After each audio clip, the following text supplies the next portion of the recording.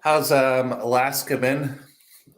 It's been very strange in the sense of, so my fiance Jane, she's been waiting for her like occupational therapy license to be like rubber stamped, and then a committee has to vote on that it's been rubber stamped. So she's been approved to work but hasn't been allowed to work, Hmm. and we've been waiting and waiting and waiting and waiting. So then today is actually her first day of work. So she's had like 2.25 weeks where she's just been sitting around going very stir crazy. And so that throws off like my working rhythm because I'm working from the house more or less. If you even want to call what I'm doing working. And then our car broke down in the middle of the road last week. So that was kind of like just a chaotic experience to be like on the edge of the world in a city where we know nobody and be like, okay, so we got to get a tow truck. We got to find a repair shop that we hopefully doesn't screw us, yada, yada, yada. But got the car back yesterday. So things are settling and now a rhythm can be built. Well, for 2 months, Yeah. 2.5 months. How much sunlight do you have this time of year in Alaska? A lot. Yeah. I think like 9:30, 10 p.m. Oh, okay. That is a lot, but it's in the range of what I feel like they have in Michigan during the summer, because we're on the west side of the Eastern Standard Time Zone. And you're on the east side of Michigan. Yes, I am on the east side of Michigan. So they have slightly longer days if you're over on the Lake Michigan side. If you're over in Dutch territory. How have you been? I'm doing all right. Yeah, so me and my wife were expecting, and that's been something we announced to the family, and we've Awesome. talked, about in public recently. So yeah, we're excited. She's about 9 weeks along, so we probably have almost another 2 months till we find out the gender. And Congratulations to both of yeah, you. her due day is December 1st. So yeah, we're excited because it had we had been trying for a while, and we did have some fertility treatments. So we were going through the second round of them. So I don't know. Right now, it's something where it's a bit of a relief, but there's also a lot of pressure on it too, and it's something where I don't know. You think about like becoming a parent, and I mean, maybe there's a passable argument that you're not a parent at like the moment of conception, but at the same time, you're definitely a parent before 9 months in. I mean, That's and interesting. yeah, it's something that like is that I haven't really thought that much about before. And I mean, you think about it too, like I mean, we don't think very highly of people who don't take their responsibilities as a parent seriously um, before a child is born, right? Like if you see a woman smoking, that's something that most people take a pretty dim view of if she's Yeah. pregnant. Yeah. Yeah, so that's been going on. Yeah, I've had a little bit more free time, but I don't know. It seems like it's gotten um, kind of consumed with sort of random kind of nonsense recently. So y'all are not useless. Yeah. Did you see the title of the stream? Yeah, I did. I loved it. Yeah.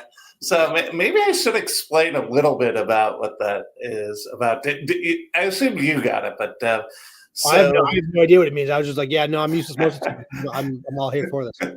yeah, so for the two people watching, Ethan had written a post about a ARC presentation from Arthur Brooks. And one of the things he talks about in his presentation is the difference between um, useless people and worthless people. And his thing is, you should have friends that are useless. So, and that's I'd seen that talk before, and I've seen a decent amount of Arthur Brooks's stuff, but I don't know, that really stuck in my head, and I was thinking about it in relationship to TLC and especially our conversations together.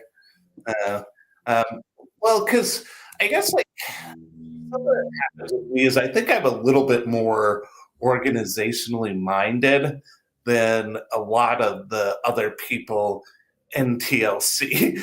And like our first like couple conversations, I had like specific things I had wanted to talk about and points that I wanted to go over that got kind of sidelined a bit. And I was thinking about it. It's like, well, I mean, maybe I'm just being taken over by my I don't know, my mental colonizers, as PVK might say. But I don't know. I listened to like Luke's live stream, and I think there is a uh, medium is the message component where the part of the point of what he's doing is the fact that he's trying to I mean, it's almost everything on YouTube and on Substack and a lot of internet space is very agenda driven in some ways. It's about someone maybe selling a book or a song or even like, I mean, the whole influencer thing, the idea that you're trying to sell like whatever products are in your house or the clothes you happen to be wearing or all these kinds of things. And I mean, it seems to be like part of the point of not all, but a lot of the TLC live streams is that there isn't really a point in the sense that there's not a strict agenda behind it, and that it's supposed to be more open format and more communal in a way than the typical kind of things you see online. Yeah, I think that's really interesting. I mean, I think that so like, sorry, I was distracted clicking things, so I want to go back to what you just said, like that the useless, worthless distinction.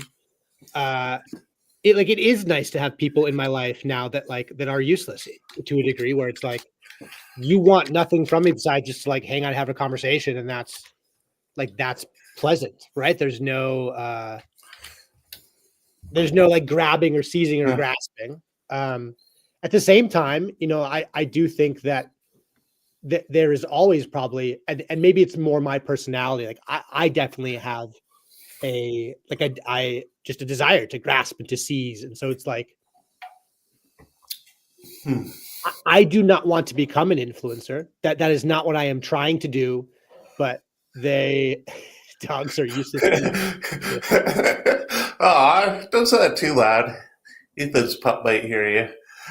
Well, I also grew up in a dog hunting family, so that's my dad's number one hobby is training dogs to hunt.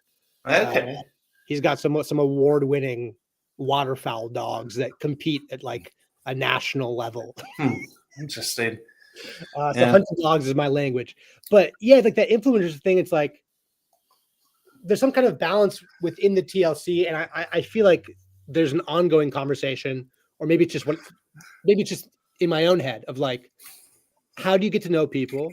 How do you build trust with people? How do you be like, hey, I'm doing this thing over here? How do you like, because there is a pointlessness to streams, and that's wonderful and lovely. And there's an endless amount of content. But how do you also build something that becomes something more than just content? Yeah. No, I mean, well, I guess so. Hopefully, this is a good, a good pointed way to put it. So I was thinking about it, and I don't know. I know a lot of these live streams become talking about talking, but how would you, I guess, explain what you're doing on YouTube and in the Substack to like maybe someone from 1950, if you could like be in a time machine? Oh, you're asking me that question? Yeah. So if 1950, so what? That's like it's a 70-year-old now. So my grandma's 90. So when my grandma was 20 years old, how would I tell my 20-year-old grandma Irene what I'm doing? Yeah, like why are you talking to this guy Sam on YouTube? What's that all about? I mean, for me specifically, like I'll lay all my cards on the table, right? For me specifically, like I want to become a writer and I want to write full time. So I tried to do that through academia, and that door was not open to me. I applied to a lot of different places, both like, I don't know, high end and like low end, and received positive feedback on my writing, and while also having the door closed. People were like, we can't accept your type right now. I go, okay. And to a degree, I tried to do that within a church. And that was not a good place for me. It's not what I'm called to.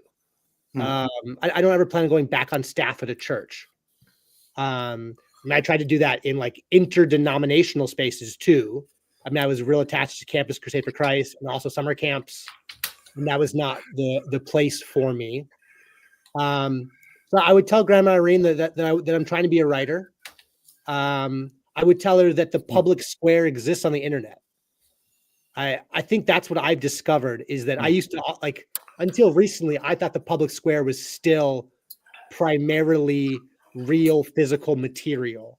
But I think I was wrong. I think the public square exists on the internet. So what we're doing here now used to exist, I assume, 1950 in some kind of town square or an Elks Lodge or some kind of community shop, or even a church. That there was this network.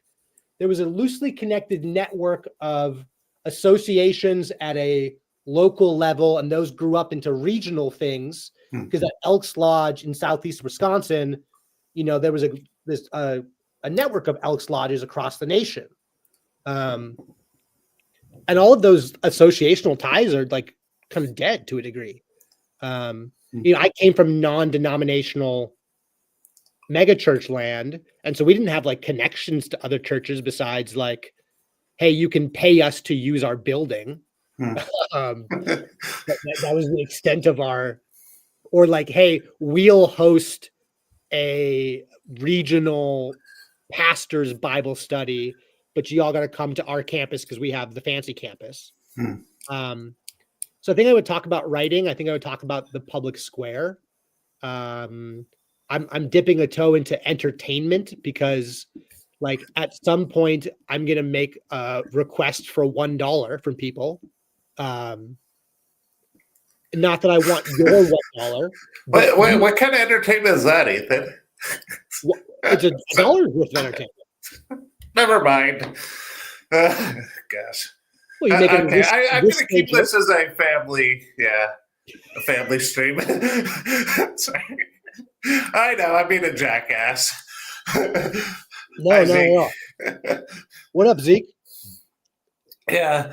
Now that's an interesting point, the sort of digitalization of the town square. I think of like in finance, I mean, the stock exchanges, like the reason they're called stock exchanges because they literally started as trading markets for cattle and for other commodities, right? And over time, what happened is people found out, like, okay, I don't need to actually bring my pig into the town square. I can basically have like this paper that represents like so many heads of cattle or so many things of grain or something along those lines, and they started to exchange something that was representative. And in a way, I guess, everything's the trend in the last, 100 years has been increased digitalization of everything. And I guess I think of TLC that I guess I don't have any career agenda behind it. I mean, I don't know. I just want people to maybe read nerdy books if I have an agenda. But I kind of lost my train of thought there for a second. So I don't have any agenda behind it, but I mean, part of what's happening is optimizing for a peer network as opposed to just going out and like socializing with whoever's in your immediate community. Because you're looking for optimizing for, well, a number of criteria, but I mean, common interest is probably the most obvious one when it comes to basically any kind of social media.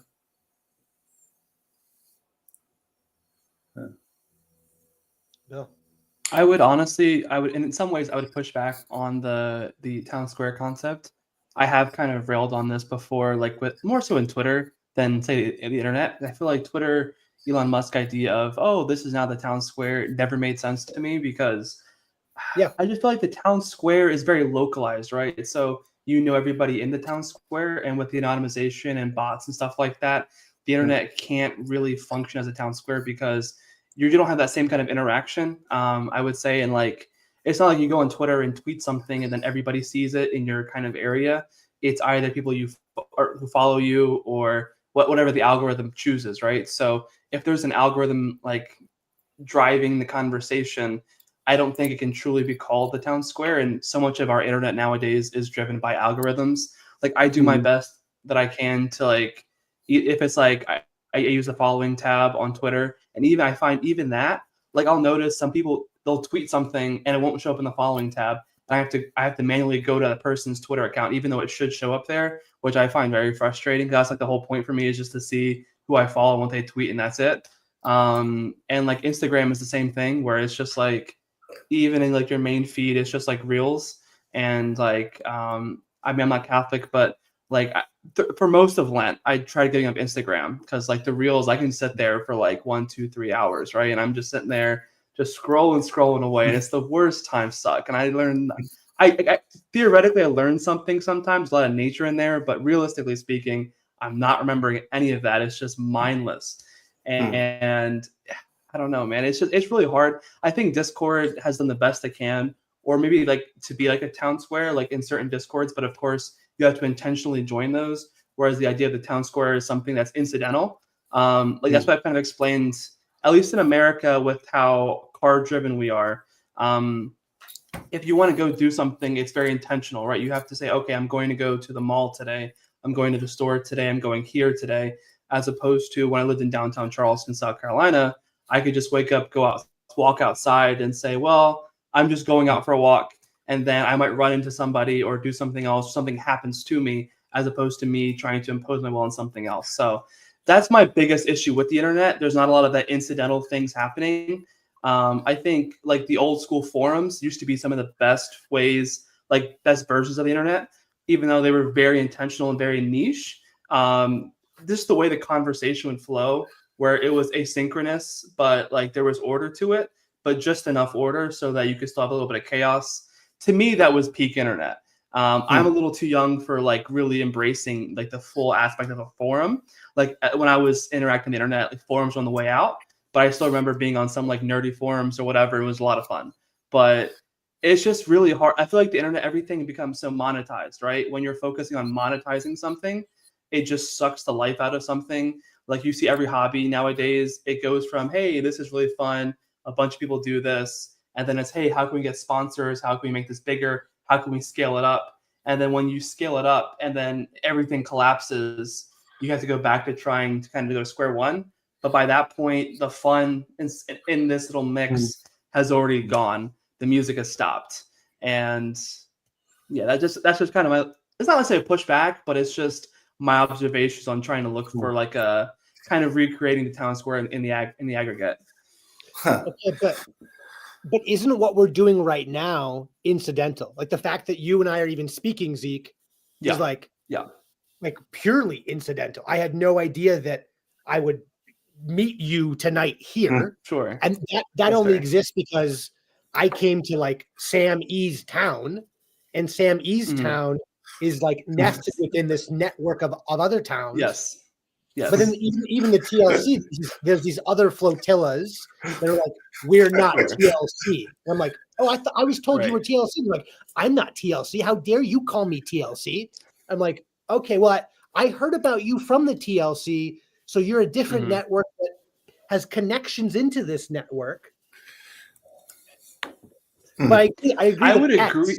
Twitter is I- not public I square. think it's more like maybe by house, maybe by restaurant, I guess, if you will.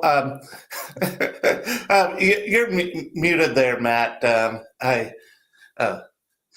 Yeah, that's on purpose. I'm always kind of conscious of Oh, ambient no noise worries. around me. That's fine. I'm, It's just I'm that never, you're never in my home something. studio that does not exist.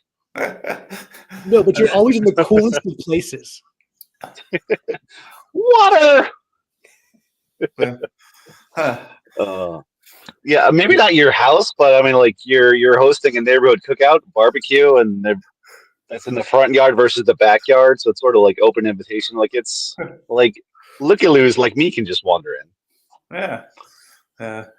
Well, no, I mean, that is a good point. I mean, I was thinking about the sort of town square, and I mean, part of it was a commercial space too, though, at least like in the European village. And I guess I had the image of Wreck-It Ralph in my mind, where he goes and he gets on the internet and he's just like being constantly spammed by all kinds of random people who have their own agendas.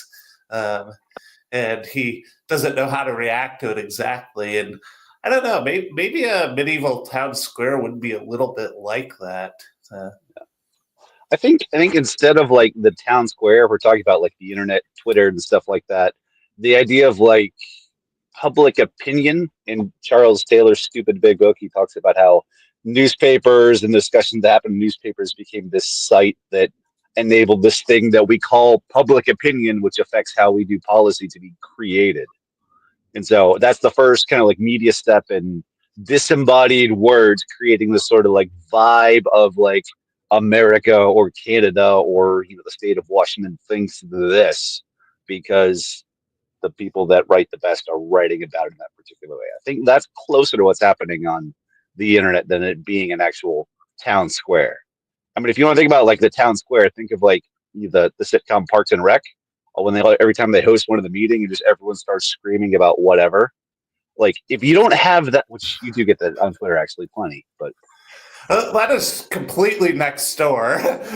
That's like literally all next door is. I would not encourage people to go to that if they have not been. Oh, It isn't true. Every Well, 4th of Sam knows July, I I work- return to an epic. Sorry, go ahead. You're good. No, yeah, Sam knows I work for a local. I run a local museum here, so I have to report to the city council every quarter, and so I get to go to I have to do that at the city council meeting. So I get to see the town square kind of in action in modern day small America. Which, if there's ever a building project going on, all the pitchforks come out, and so that's always a fun time. And I guess Facebook does maybe of all the social media platforms, Facebook probably has the best kind of version of the town square, because there's a lot of like local groups and stuff, and people come together, and people are much more willing to interact with other people online. I know a lot of people that talk really big and loud on the internet, even in small towns, or older people, and they never show up in person, or they never do anything in person. So I feel like in some ways we can never really truly get back to the original, like the town center, because people just don't like interacting with people in person anymore, but they'll be more willing to do it online. And I think to your point earlier, Ethan, I do agree the TLC in the aggregate is like the best kind of representation of that sort of vision of coming together in a neutral space. And like I said, I had no plans of even watching this live stream. I was watching a mountain biking video before this, and I saw Sam was live. I said, I'll see what he's yapping about. And so I came here. The title got me. So I'm like, well, why is he useless? And so, here I am. But So for yourself, Zeke, how often do you see people bringing partisan national political sort of first frames into local politics, so to speak? Honestly, not as much as you would think. I think that, especially in our small town, it's definitely much more on the right. I live in South Carolina, so obviously much more red, but you definitely have some influential people that are, and I'm not going to name names because I don't want anyone somehow finding this and saying, oh, Zeke's yapping and he's telling all this town tea, but some prominent people in our small town that are definitely on the left. And it's very surprising sometimes to find that, some of the movers and shakers. But generally, the politics tend to stay pretty local. I would say some of the bigger national issues definitely filter their way in, but not in the way you might expect, like mostly about housing affordability. So the biggest thing here in the Southeast is mostly a lot of these developers coming in, buying land from farmers or whatever, and turning them into subdivisions, right? And so, people don't like that. But the same people also complain about housing be affordable. I don't love the subdivisions, to be fair. I do think they're kind of disordered. I don't think they build good community, but that is definitely one of those things where the lines aren't truly drawn left or right, but it's definitely a national conversation that comes to the local. We haven't had like immigration issues here, so that hasn't been a problem here. Abortion and these other issues in the national conversation don't tend to be the things that affect you day to day. It's mostly infrastructure, right? Like roads and bridges and all that. Taxes. Nobody likes taxes. Taxation is theft. I'll get my libertarian hat for that one. And then, it's like medical stuff, I guess, like Ozempic or those different type of things, insurance. Those are the three biggest issues I think people kind of bring up maybe at the smaller local level. But usually when they're complaining about stuff, a lot of these national issues that you see on the news, they never really affect you at the... I'll take the Ron Swanson. I will definitely probably take that label. But the national issues almost never affect the local. No one's here saying, oh my God, Ukraine, why is money going to Ukraine? Even though a few months ago, there was like 50 tanks leaving Spartanburg, South Carolina that went down to Charleston to the port. And I assume, it's funny you say that because I do have good old John Coltrane over here on the wall. So I love me some jazz, baby. But yeah, I mean, like literally our part, upstate South Carolina, very heavily Ukrainian settled. And these came even before the war. When I went to high school, a lot of people were from the Ukraine and Russia and Belarus. They came originally settled in Seattle, apparently, and they thought it was too liberal there. So they came down here to South Carolina because rednecks are just like Ukrainians, but just less blockier heads. And so we have a ton of not just Ukrainians and Eastern Europeans, but Pentecostal Ukrainians and Eastern Europeans. So we have this very odd, like none of them are Orthodox. It's very bizarre. I don't think there's not even like a Russian Orthodox church here. It's just like regular American Orthodox. So it's just like this kind of weird mix of these Ukrainian Pentecostals and whatever that do all kind of craziness, and they settle this area. Yeah. So we have that kind of issue where it's like definitely more pro-Ukraine than maybe. Oh, but I'm losing you a little bit there, Zeke. I don't know.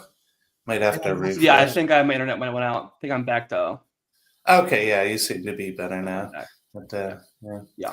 No, I mean, one of the things in law school that surprised me was almost everyone, were, I don't know, idiot 20-somethings. So they had, who follow politics a lot, so they had very strong opinions about things. But when it came to like things like zoning and, I don't know, local regulations, people very rarely followed the specific partisan lines you think they would. People know the zoning laws and everything down here. I think they just don't have skin in the game at that point. I mean, what's the point of caring about zoning if I can't afford to own a home? Yeah. Well, I mean, you might care about what businesses are in your community, right? Oh, yeah. No? Okay. I mean, I do, but it's a matter of like how do you get to the point of connecting that to that? And I kind of feel like there's a certain sort of like enculturation into becoming a citizen that needs to happen. Kind of our current template of like the 20s is when you move to the big city, go wild and whatnot, and just have this just wild period in your life. That's not getting you any closer to caring about it or like slowly introducing you to things that matter in your community because you're so uprooted. At least that's the general template. Has that been something you've had on your mind, Ethan? I know you've lived in a few different places and you've kind of been talking about the idea of having maybe, I don't want to put words in your mouth, but a more settled life, so to speak. Yeah, I mean, I think what Skank says, like what I was thinking about is like, I just shortened the name. Oh, you're fine. Yeah, it's not like he's a $1 Skankenstein. He's a very well developed Skankenstein. 150 an hour minimum. Wow. We are trying to get canceled here. Well, you know. That's my actual business rates, man. It's what I cost. Balloon art. I think it's attached to property ownership. Like until you like own a piece of like soil and you go like, this is my piece of soil. Like, how do you get bought into a community? I mean, I feel that way. Like, I think there's a strong link into like the digital world where it's like, until I had like a YouTube and a Substack where I go like, this is my piece of soil. This is where I'm building something. Then it's like, well, I can say whatever I want because someone comes and finds, you know, if I have like an anonymous name and it's like 0 videos, there's nothing linked to that. It's like, okay, well, I have nothing built. So, you know, I can burn down whenever I want because someone burns this, I'll just create a new handle with a new, you know, 0 videos and you're just like free to run about and party. But it becomes like a different thing if you have like an established, I don't know, channel, soil ownership in digital terms, where you go like, I'm building something here. And so if I behave in some sort of manner, someone can come here and like, you know, light all of these videos on fire and leave comments everywhere and be like, this person's a grifter, this person's a this person's a that. So like, it does encourage a certain kind of better behavior, especially if you're in like a trusted network, because you want to remain however much you're trusted currently. Well, but like, it's not, it is. Okay. Say more about that. God, I'm just screwed around here. Like, you're not wrong. And I agree with you.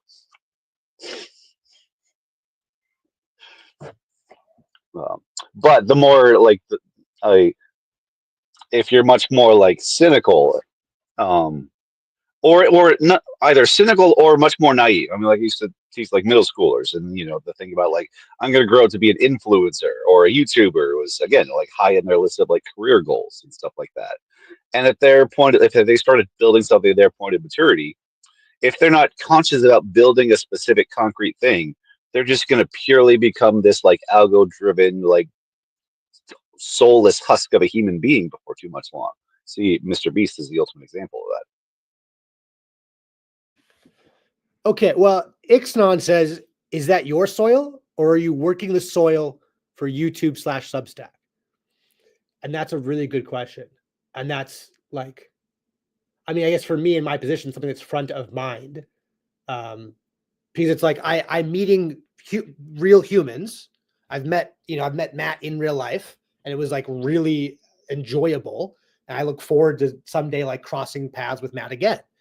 At the same time, it's like, I'm also not trying to like pretend like I'm not at some point going to ask people for money. And maybe it's not your money, but maybe you have a friend that's interested in the kind of work I'm doing and would give $1.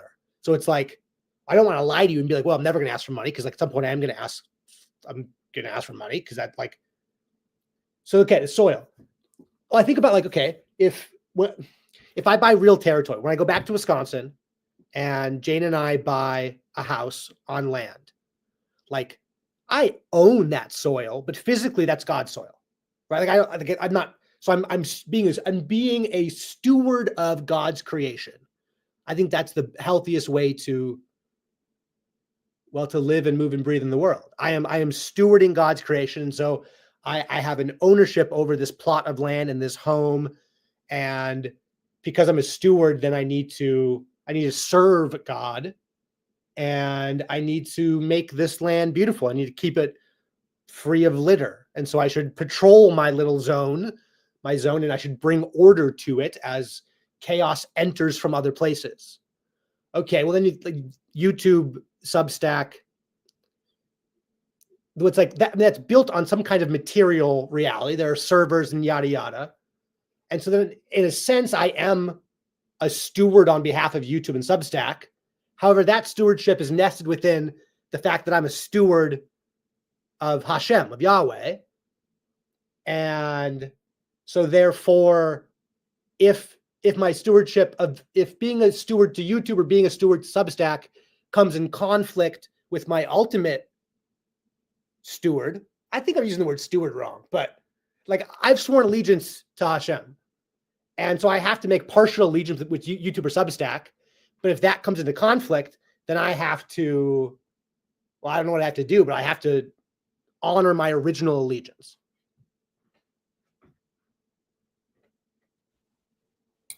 Yeah, fully endorse. And I Yeah, think sorry, go ahead, ahead. Matt. No, you're good. Go ahead. I was gonna say the idea of like YouTube providing a soil, and we're all peasants and serfs working on YouTube, the landlord's farm or whatnot. There's the question of like how demanding is YouTube as a landlord? And on the one hand, YouTube is a landlord that blesses you when you work in concert with the algorithm, but it's not going to evict you if you just decide to act in ignorance of the algorithm. So you still have the freedom to do as you like.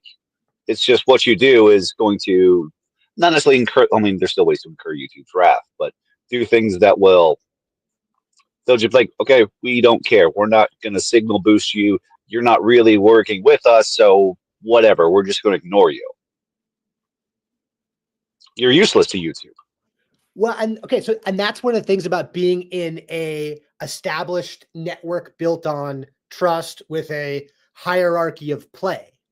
Because at any point, Paul Vanderklay, who has 30,000 people who follow him, can be like, I mean, last time Sam streamed, Paul appeared in the stream and was like, are you guys streaming? What are you guys up to? And it's like, I've been in other streams. I think it was one like on Chad's channel, Friday Morning Nameless, where like Paul appears and goes, hey, I'm going to throw like my channel stream open so people can like flood in here. And it's like, oh, and then, you know, there's people are chasing, whether it's a Paul endorsement or a Grail Country endorsement or a Friday Morning Nameless endorsement or a Grim Grizz endorsement, you know, people with greater hierarchy, if they, you know, share what you're doing, then you don't even need the algorithm because there's an established network and that's growing across time. I don't know, something like that. I think it's impossible for the internet to have that idea of like, for example, if you bring up the surf kind of connotation where, you know, we're working the soil for somebody else. Well, because the internet does cost money. Like, it's not like someone has to pay for the land existing currently, but someone has to pay for servers on the internet, right? So just the way the internet works in a technological way, you have to be like a serf. But I don't think the function is necessarily the same. I think you alluded to it really well there with the idea of like the big names in like the TLC or the broader TLC, like the Pajots, the Jordan Petersons, right? Like getting a cosign from one of them and they can release their serfs and all them and all their people that look up to them. They can release them to you. I think it's really hard. I think it's a little because you are still working in that soil for yourself because you are essentially getting all that money because the money that goes to Substack and all of them, a lot of times these platforms are losing money just by hosting stuff because hosting is just so expensive, right? So in a lot of ways, I wouldn't really say that they're truly profiting off of you as much as we might think. I know Substack, of course, and all these, they do need people, right? Otherwise, if they don't have people on there, they do die. So it's kind of a weird, it's a good distinction, but I think it's kind of it's a little unfair just because of the way technology works. But I do think in the TLC especially, I know like if you mention hierarchies in Grail Country, they're not going to like that because they're going to say, well, we don't like hierarchies. Everyone is all, you know, we're all happy and dandy. So I don't know if that's the great word to throw around there. But, no, but it's a fact that they have 3,000 subscribers. That's just a fact. Sure. Yeah, for sure.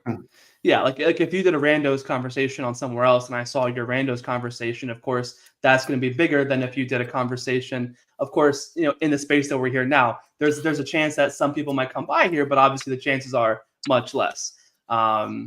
But of course, or like, you know, and also I think it's hard to interplay this because like you said, you've talked to Matt IRL, right? I haven't really met anybody in the TLC IRL. I know the IRLs, when you meet someone IRL, of course, it's a much stronger bond, so you can say, right? So whereas on the internet, I can say, well, I've had PVK respond to my tweet. I'm a big shot. Or, oh, Jonathan Pajot liked Matthew Pajot follows me on Twitter. Oh yeah, I'm really cool and famous, right? But do they actually know me? Of course not, right? There's nothing really firm there, right?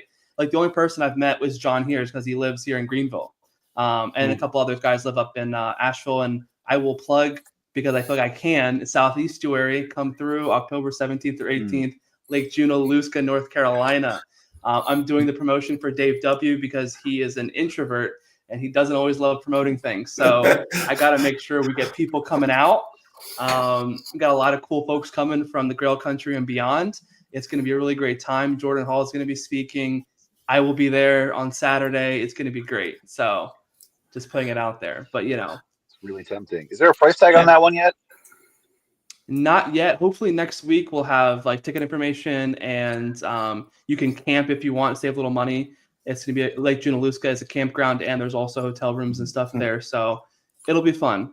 But if you can't truly afford it, I know Dave W. said there'll be some tickets, whatever, for people that, you know, maybe can't afford it. They might need reduced tickets or whatever. So that is definitely a consideration. I think there's like 6 or 7 speakers we're looking at right now. So I don't have the full roster, but it'll be very interesting. That's exciting. Yeah. So are you going to Southeast Estuary, Sam? I don't think I'll be doing that one. What are your dates, Zeke? Because obviously October 17th through 18th, so Friday and a Saturday. Okay. Maybe. So I'm trying to think. I think Steph will be at about 30 weeks at that point. Yeah. So, don't go anywhere. Yeah. Last summer, I planned to go visit my brother and his very pregnant wife, and had the trip booked, like 2 months in advance. Instead, I went to go visit my brother, his wife, and their 4-week-old baby because she was so early. Oh wow! Oh, that's cool. Yeah. So I think this conversation is getting at an interesting question, which I kind of had in the back of my mind when I put the useless prompt on, which is, what do you consider your community? I mean, because I think of the internet and community optimization, and in some ways you might have more things in common, but then you don't have the one big thing in common, which is physical proximity. I mean, I don't know. Can you have a community without some level of physical proximity?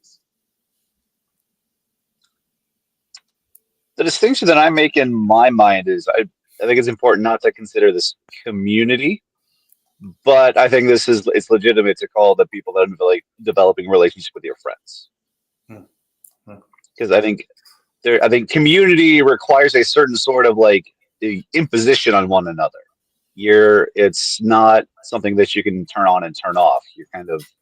You're dealing with each other in the same space. You impose on each other, and that's part of learning to deal with it. And I don't think that's really something that happens much in the online space.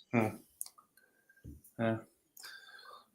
Yeah, I agree with that. I have a close group of friends in Wisconsin, who, we met via, I guess it's kind of pop punk and pop punk adjacent bands in high school and college. I was the merch guy for one of my really good friends who had a band, and then they were just touring church basements and other venues. And I went off to college. When I came back from college, these guys had become friends, and they were getting married. And then I moved back home.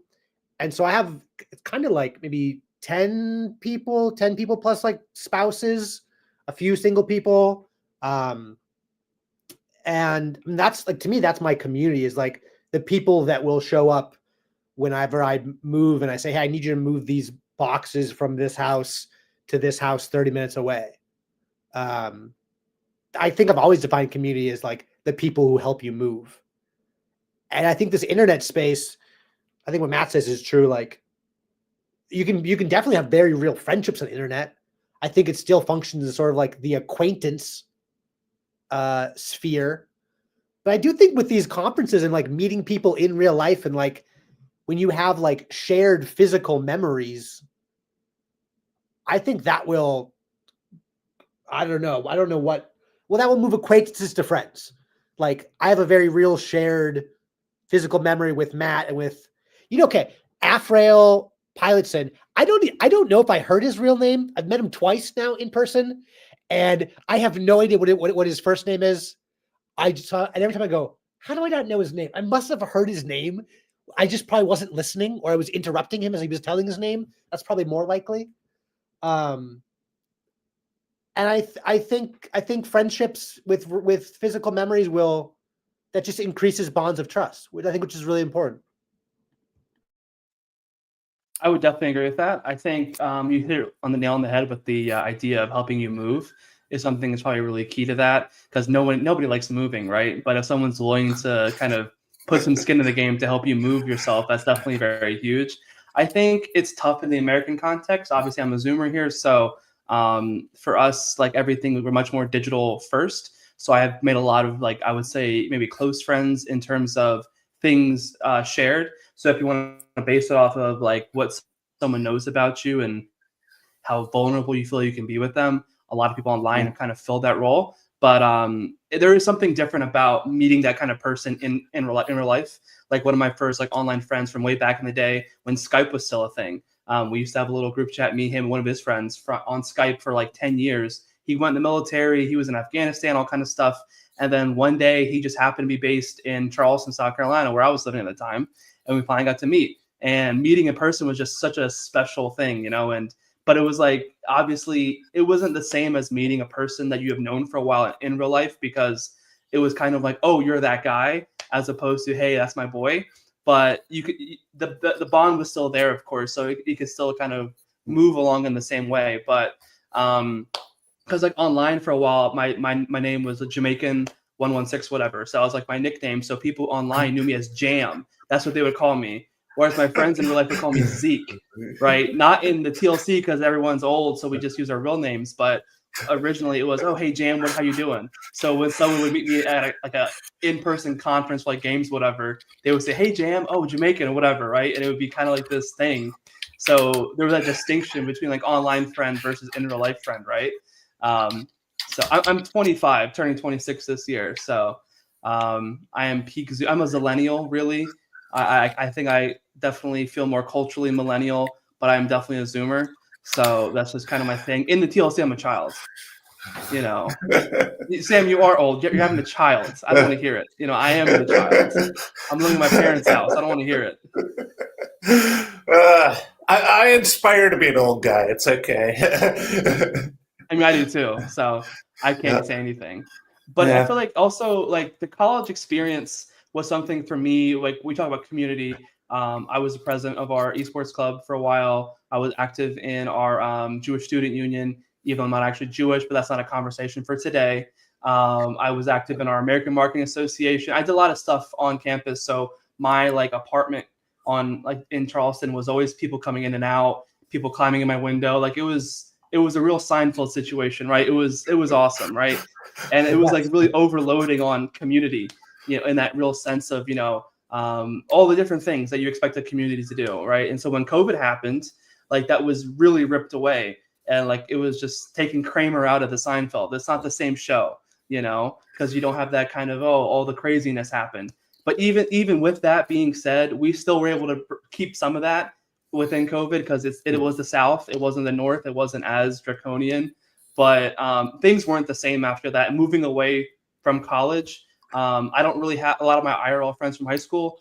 They moved away from our small town. So I don't really hang out with my friends anymore, I guess. Like I go to Charleston like once a year, hang out with some of my people there, but everyone's just kind of scattered to the wind. So rebuilding that community now after having investing all this time in relationships and stuff, try to make new stuff like that, it's just too much work. So I don't know. I'm kind of in that in between where I don't really have the same like boys that I used to from back in the day because the boys are all over the place. So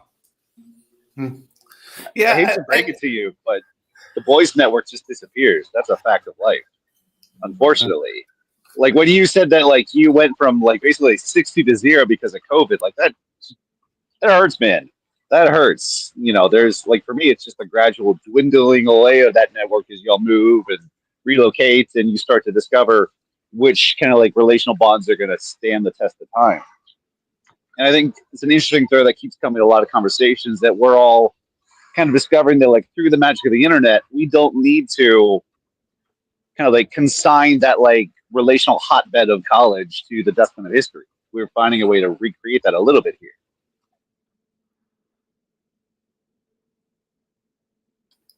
I mean, I will say this for the internet. I mean, there's definitely limitations, but I think you can have experiences online, and in some ways, maybe even experiences that would be, I don't want to say hard to replicate, but you can, in a sense, replicate them more easily. Because I know I felt in the book series I did with Mark and Emma a real bond and reading something that's a little bit esoteric, a little bit challenging, maybe not in some ways entirely mainstream. And I know there were definitely parts of it that were kind of a little bit of mental gymnastics. So, I mean, in that way, I mean, I guess you talk about college, it does kind of remind me of studying things together with someone. So, I mean, I think you definitely can have experiences, but whether those, I guess, what is the quality of those experiences, and how do you know when you're maybe substituting them for things that you should be doing, like taking a walk in the beautiful woods, for example. I do that too, for the record, Matt. Yeah. Yeah, at least you don't have a dog with you. Sometimes I'll come on live streams with Maddie. So, yeah. But yeah, no, I think experiences can definitely happen online. But yeah, you also got to find a way to temper that with the meat space things too. But I don't know. I guess I'd be curious, Zeke. Do you think that people, is your instinct that they have a harder time with IRL things than they did 15 years ago? There's just less of it happening, I would say. Like when we've talked before in voice chat about like dating and the idea, like everything has moved to like app first borderline, right? Where people are just like, you got to be on the apps. Like if I were to tell one of my friends, oh, well, I'm single right now. Oh, aren't you on the apps? You got to be on the apps. You got to do the apps. Like, what are you doing? And it's like, no, the apps don't work for me. The apps are mid. No, that's not true. And it's almost like a sacred cow of like this idea that everything has to be like kind of filtered that way, because no one's going out to like to the bars to meet people. Because if you do that, you're a bad person. That's a microaggression. How dare you talk to me like that? I'm just here to have fun with my friends. I don't want to talk to some random man. How dare you, right? So there's kind of that breakdown of what IRL used to mean, whereas really, like I've said, the lack of unintentional spaces where everything is, oh, we're going bowling or we're going this. You have to go out and do something specifically, and then there's like a kind of a catered experience. I think with the internet, people expect more things to be kind of tailored for them. Like there's a big rise, like the travel agent, like my parents would talk about, oh, they used to have a travel agent, right? And the travel agent was the only way you could go out and do things back in like before the internet. Internet came, people don't need the travel agent anymore. But now we're rebuilding the travel agent now because we like having the catered experience of going out on a vacation and having people tell me what to do. Let's go on a tour. Everything's paid for. I just show up and then you take me for a fun time. So I think people like that kind of order in a way than where before they didn't used to. They just like to go out and, make a story, right? Because people love having a story to tell, but they just don't have the creativity of making their own stories as they go along. Because people always say, oh, Zeke, you have all these great stories from back in the day or whatever. How is that? Like, I feel so boring. I'm like, I'm not even that fun of a guy. I didn't do anything crazy. Like I wasn't out there running around like getting shot at or something. Things happened. I talk to a lot of people, unfortunately. They need me for things and we end up doing things and things happen. Like, I apologize, but that just is what it is. I think in TLC, you definitely have the most like crazy people stories. I mean, I have some, but I think Zeke is definitely the champion of crazy people's stories. I straddled the line between normie and like nerd internet person. Like I was never like a true nerd per se. I definitely love sports and other things like that, but I wasn't a true normie. I'm not autistic, but I was enough of the quote unquote tism to kind of straddle the line between the two. And so I tend to, work in a lot of different spaces. And like I said, a lot of different unique things, from a lot of different unique times. So, yeah. Can I ask a question? And I don't. It might come across weird. I don't mean it weird. So well, yeah. Here we go. Has there been a TLC love story yet? Like I know it's There have been mainly a few, I think. like a male-dominated space. Mhm. I feel like TLC needs to figure out how they need more females doing female things. I feel like women are just less internet oriented in general. But like I mean, a trusted network of people. Like I think that would be the kind of place where you would want to meet someone, where somebody goes, "Hey, you know what? I know a guy named Zeke who's single, and y'all have some similarities, and you both live in the Southeast." Huh. This is low-key Zeke's substitute for a dating app. Sam thinks I need a YouTube max. He thinks if I get more on YouTube, I'm I have a joking. higher chance of finding a wife. This is what he has said. This is his secret agenda. No, there have been a few. I think Sam would know better than I would. He's been here longer, but I'm pretty sure, at least on the Discord and stuff, there have been some people that have found their wife through the TLC or husband, however you want to look at it. It's just not as common, like you said. It's very much a male-oriented space, or the women that do come in here tend to be older or married or whatever. So, yeah. Because women don't watch YouTube realize this like we space do. needs Women have some a different moms. brain than we do. Oh, they exist. You just got to find them. They're a lot of fun, is what I'll say. Wait. What'd you just say? He said the space needed some moms, and I said they definitely No, exist. not saying There's a that. lot of I'm saying like corner. you know, this is such a boy space, and these ladies show up and just look around and like, these kids need some moms. They may be 50, but they need moms. Okay, Ixnon says that people, ye old days of BOM. I assume that's bridges of meaning. People Yes. met married.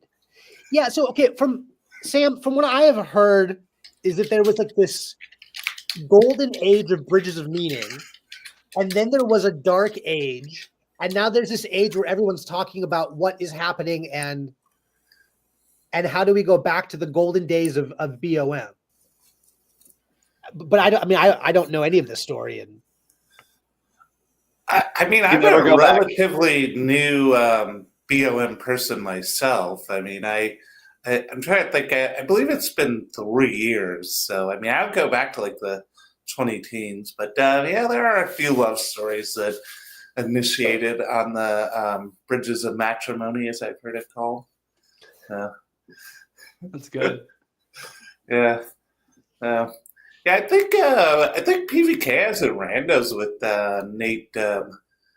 Yeah, I don't know if Wood is his last name. Woodsy is his handle on BOM. Yeah. yeah, because I met my fiance. We were coworkers, and so when I started at the brewery, she was my boss. When I became her boss, but I had like seen her on the dating apps. I was like, I don't know. We're good friends. Like, I was interested in her, but I was like, I really don't want to like enter this like dating app and start a dating app relationship with her because I really enjoy like the friendship we have because we were just hanging out.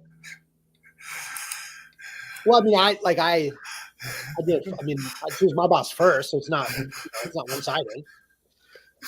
Well, and she's a zillennial, so she does not like to be called a Zoomer, even though she's 27.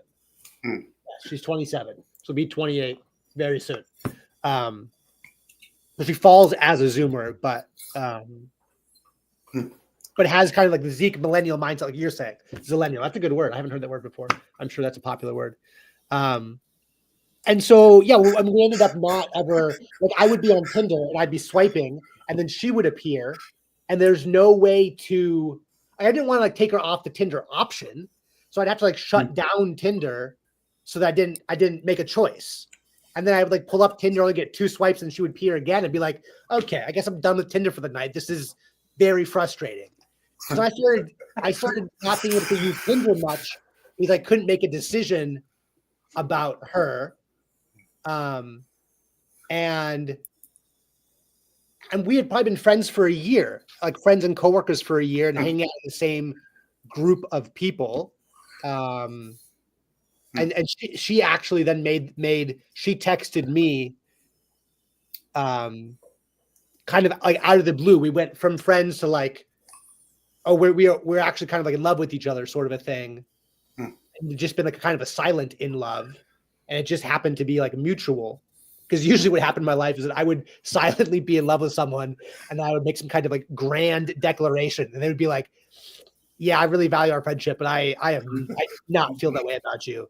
I was like, but I've been like harboring these feelings for years. Like, what do you mean? It's like, this is always the way it goes. Like, I harbor the feelings, I make a grand declaration, and you respond and say, yes, let's get married. And yeah, I had to wait for someone else to kind of make the grand declaration. Oh gosh, our brains are rotted out by John Hughes movies. Yes. Yeah. Do you think being on the apps might have made you less open to dating someone you knew, I don't know, in Meet Space or IRL? Yeah, because I was always lining up the next date. So it was like, I got a date Thursday, I got a date Saturday, or I was like, you know what, Friday, I'm going to go to the bars, and I'm at the bars, I'm going to be finding a date. And then it's like, oh, I got a date. And then it's like, sorry, boys, I got to go because I've got a date and it's right now. And then I'm rushing away from like the present moment to the next thing. And I'm not even like, I'm just not present. I'm not looking in front of me because I'm looking into the digital realm I'm trying to get somewhere else, even though I'm in the place where I could be meeting someone. Yeah. Do you try to put up your phone if you're, I don't know, having a drink with a friend or a meal, or do you fail kind of in that? I try to, but I fail periodically in that. Okay, I mean, for me, what I did was I turned my iPhone like into a dumb phone. So I just like, I have no notifications that come through, and there's no apps anymore. I mean, there's apps, you can't get rid of the apps, but like my app screen is all like words. And that then, so there's no, I can't get any notifications. So I have to like go into messages to see the notifications that are there, which in the beginning, my fiance was not a fan of that. Still kind of is not a fan of that. But it's way better for my brain. Yeah. Yeah. I mean, phones are the one technology that I'm probably a little bit too engaged with, but I don't know. I liked it. So actually, it's kind of funny. So Christianity Today, on their like weekly news roundup podcast, they had this thing about walking and not listening to your phone while you're taking a walk. And I remember being out with my dog and hearing that while I'm walking around the neighborhood and getting like physically angry about it. And I don't know, I guess like part of me is like, well, I'm literally walking by houses and trees and places I've been hundreds, if not maybe even at this point, thousands of times. And it's like, yeah, I wouldn't go to like the Grand Canyon and be on my phone the whole time, but I don't know. I guess I like listening to things and engaging, I guess, with the second screen, so to speak. But it definitely can have an unhealthy element to it for sure. I mean, I try to make a point of going to the spots where the phone goes dark, where I'm just outside of cell reception. And I have enough flexibility in my life that I can get away with that semi-regularly. And that's one of the things to kind of like force you to do it. But I don't know. I'm in the process of planning a big trip with a couple family members for the summer. It's a road trip, and trying to figure out how do we, I guess, like have a productive discussion about like what phone rules should we set for like how we're going to not just like spend time together, but also document this trip, because that's going to be an important part of like how much of the time do we have phones out for cameras versus not cameras. And that's something I'm kind of churning over right now. Yeah, I mean, maybe to go back to the community discussion a little bit, you talk about phones and community, and I think of Cale Zeldin and the Underneath and the way he's had a few conversations about that were maybe, I don't know, veered a little bit towards technophobic. And I couldn't help but think, though, when I listen to them, it's like in 1995, if I wanted to hear a conversation between someone like Kale and Annie Crawford, who he had on recently, I would have to get a videotape of that somehow. Or I would have to travel to like Rhode Island or wherever they are physically. So, I mean, the internet, it's something that definitely can have a dark side, but it also increases exponentially the ability to communicate with different kinds of people and experience, I mean, different kinds of conversation and information. And, but then again, maybe, I don't know, maybe we'd all be better if we just walked outside and talked to whoever was in our neighborhood. I mean, I'm definitely open to that possibility. So while we were talking about this section, I ran back to my car to go grab a McLuhan book because I was trying to remember his like 4 media laws or the tetrad versus like with new technological innovations, it does 4 different things to you. And it's in part, it does kind of cut things off. There's this amputation function. It does obsolesce certain features, but it also like enhances others. So I think part of it is noticing what we're losing, but also what we're gaining, because there are wins to be had that are legitimate, and I don't want to get rid of them.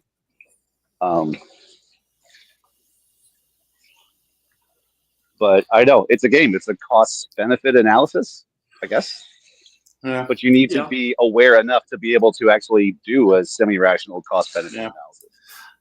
I mean, maybe I'm more wise than I used to be online, but I mean, I remember being in a forum and getting off of it because it was all like softcore porn, new atheists, and political nonsense.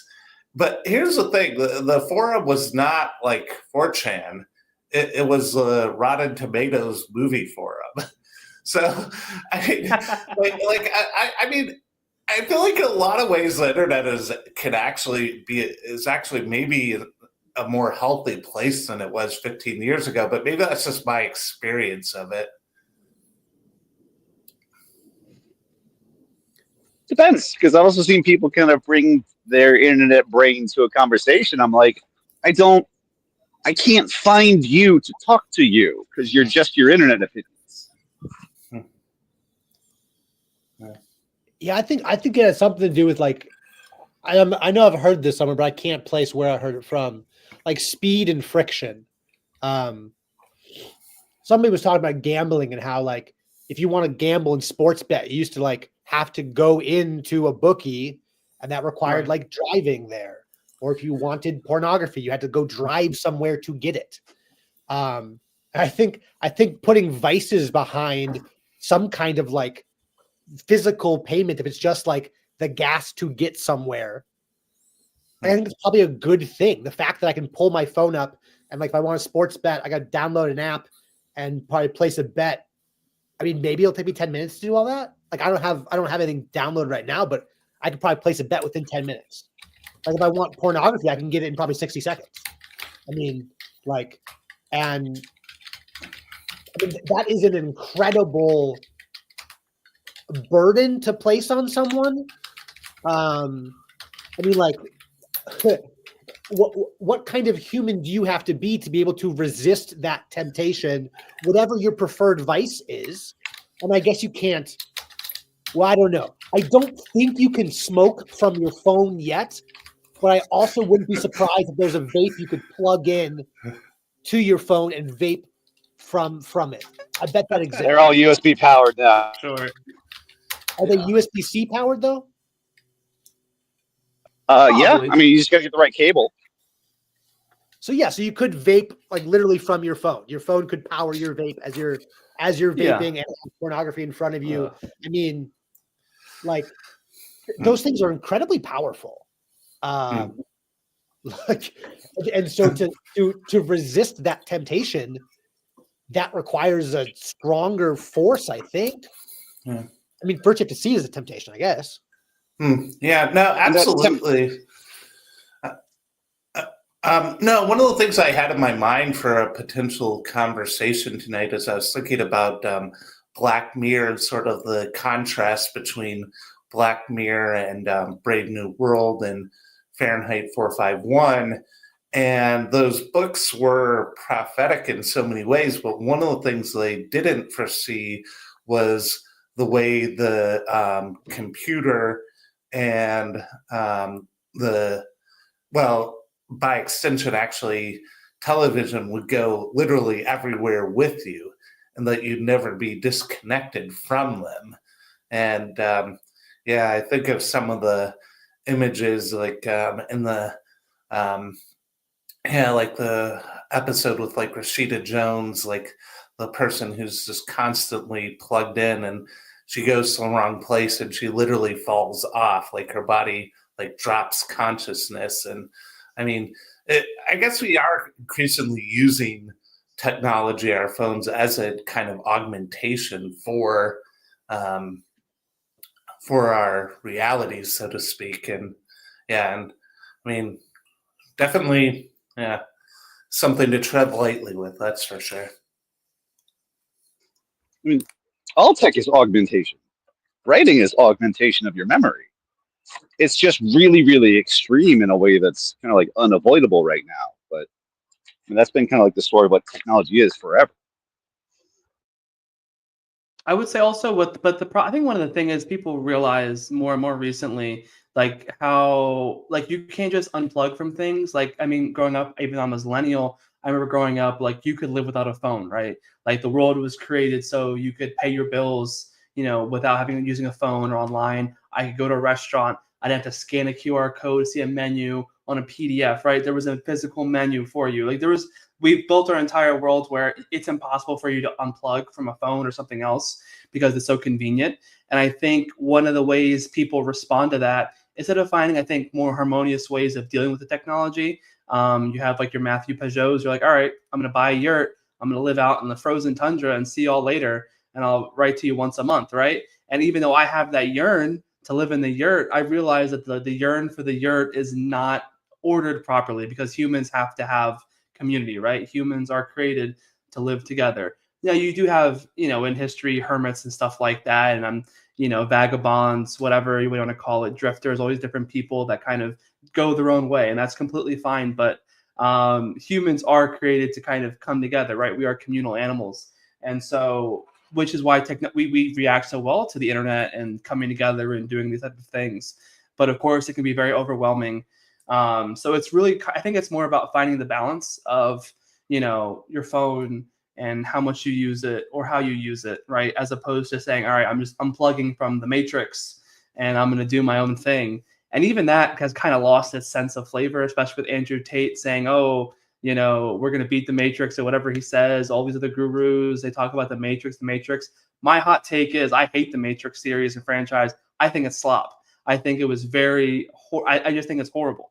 So that's just my hot take for today. I understand why it was popular, but my contention and the reason why I say it's slop, Matt, is because I think if you gave people the option today, even after having watched the movies and sitting with that culture for 20 to 30 years or however long it's been, they would choose to be in the Matrix as opposed to not being in the Matrix. So the goal of the movies was to say, all right, reject the Matrix.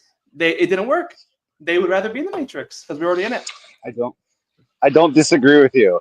And the philosopher that the Matrix was based on, Baudrillard, famously said, "This is the kind of movie about the Matrix that the Matrix would make." Ooh, well said. I like that. I'm stealing that. That wasn't me. That was a French philosopher. Okay, so Matrix 1 is a different thing than everything else. I agree with that. There's been lots of writing about how the real lives of the creators of Matrix 1 took some very interesting turns post Matrix 1, that their lives then began to influence the direction of Matrix 2, 3, and then especially 4. I also think pointing, like what Matt's doing, is like, well, Matrix 1 is based on Baudrillard. And you go like, oh, I never heard of Baudrillard. You go, that's what you should be hearing about is Baudrillard. Because what Baudrillard's work is what inspired art like out of it.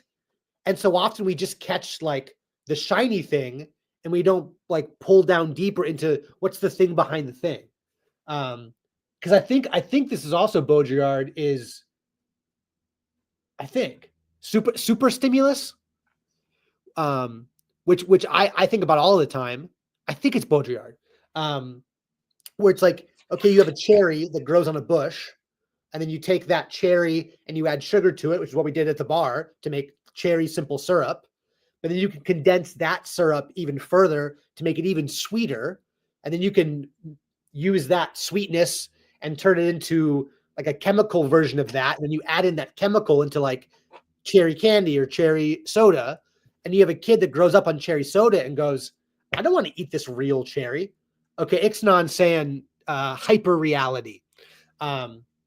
And so then like I don't know if this came from Jordan Peterson or where it came from. There was some study about like swans. And so they took like a baby swan, and they had like, okay, you can either like get fed by your swan mother, or we created this like swan puppet, and we made the color of it like whiter than any white you can find in nature. And we made like the estrus, like the smell of a swan, stronger than any real smell you can ever find. And the baby swan chooses the artificial thing. You can make it something that's artificial more real than real. And like that's my fundamental argument about why you like have to remove yourself from pornography, because it's more real than real. And like when you get to the real thing of sex, it's like, oh, well, this isn't what I thought sex was. Like, this isn't, I don't even know how to like engage with this real thing, because all I know is the artificial thing. And I think that happens in sex. I think it happens in the food we eat. I think it happens in like our physical body. Like, I mean, it just happens everywhere. And yeah, well, yeah, yes, Zeke, mid is good. Riff on that, Zeke. Let's go. Oh, this is something I've preached, because I think they'll push back on this a lot, especially women, when I say there is nothing wrong with being basic or mid, and people get so upset about that, and it's just like, what do you mean? Well, because like I've seen, especially it's a byproduct of Gen X, right? They're kind of pushing it back against everyone kind of being the same. I don't want to be a stick in the mud. I'm punk rock. I'm so cool. Blah blah blah. And then everybody's so punk rock, but now they all look the same, right? They all, and I don't want, because I know, Ethan, this is also partially your generation, because if I riff off that, it's going to be riffing off you, I feel like, in a way. So I'm not going to talk about the millennial that goes to the brewery and he has like one or two tasks, and then he listens to Blink 182, whatever it is. He has like, it has a whole kind of outlook, right? And they all kind of the same, but they all think they're different and cool because, I read this book about so-and-so and I can make this quote from it. And I also watch these really cool French movies. So like, there's that kind of idea of, I'm different. We were called a hipster. Yes. A long forgotten person that's now kind of put in the dustbin of history, unfortunately. The hipsters were fun because they knew what they were, but now we have this, like, we've forgotten that kind of lore, and everybody thinks, well, I am unique and interesting. I'm an influencer. I'm actually different than Becky down the street, but they all wear the same clothes. They all watch the same people on TikTok. They all do the same thing. And the problem is they don't realize that humans are mimetic, right? I see you do something, I'm going to do something. I think it's cool, right? Like if my friend, he listens to such music, I think music is cool. We're going to do the same thing. That is okay. And people have this idea that it's not okay to be the same as someone else because I must be different, because I am unique. I am my own self, and nobody else can ever be like me ever. Like I have a friend who thinks she is the coolest woman in the world. Nobody else is as cool as her. She's the greatest woman of all Ohio. And I'm like, well, first off, you live in Ohio, so you can't be that cool to begin with, right? And yes, you sing, you listen to whatever. I'm not gonna name names here, whatever, but it's not that special, right? There's plenty of people that do cool and unique things better than you, right? So once you kind of learn that and you can kind of humble yourself, I think is when you learn that, okay, yes, it's okay to maybe not be super attractive, right?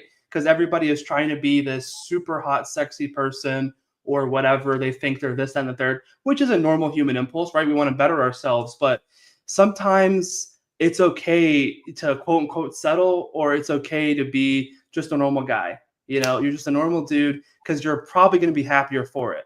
Instead of trying to work super hard. I think there was a UFC fighter, Paddy Pimblett, whatever, who said, yeah, I can have a six-pack. I can't do a Liverpool accent, but he said, yeah, I can have a six-pack all the time. Or I could be fat and happy. I'd much rather be fat and happy.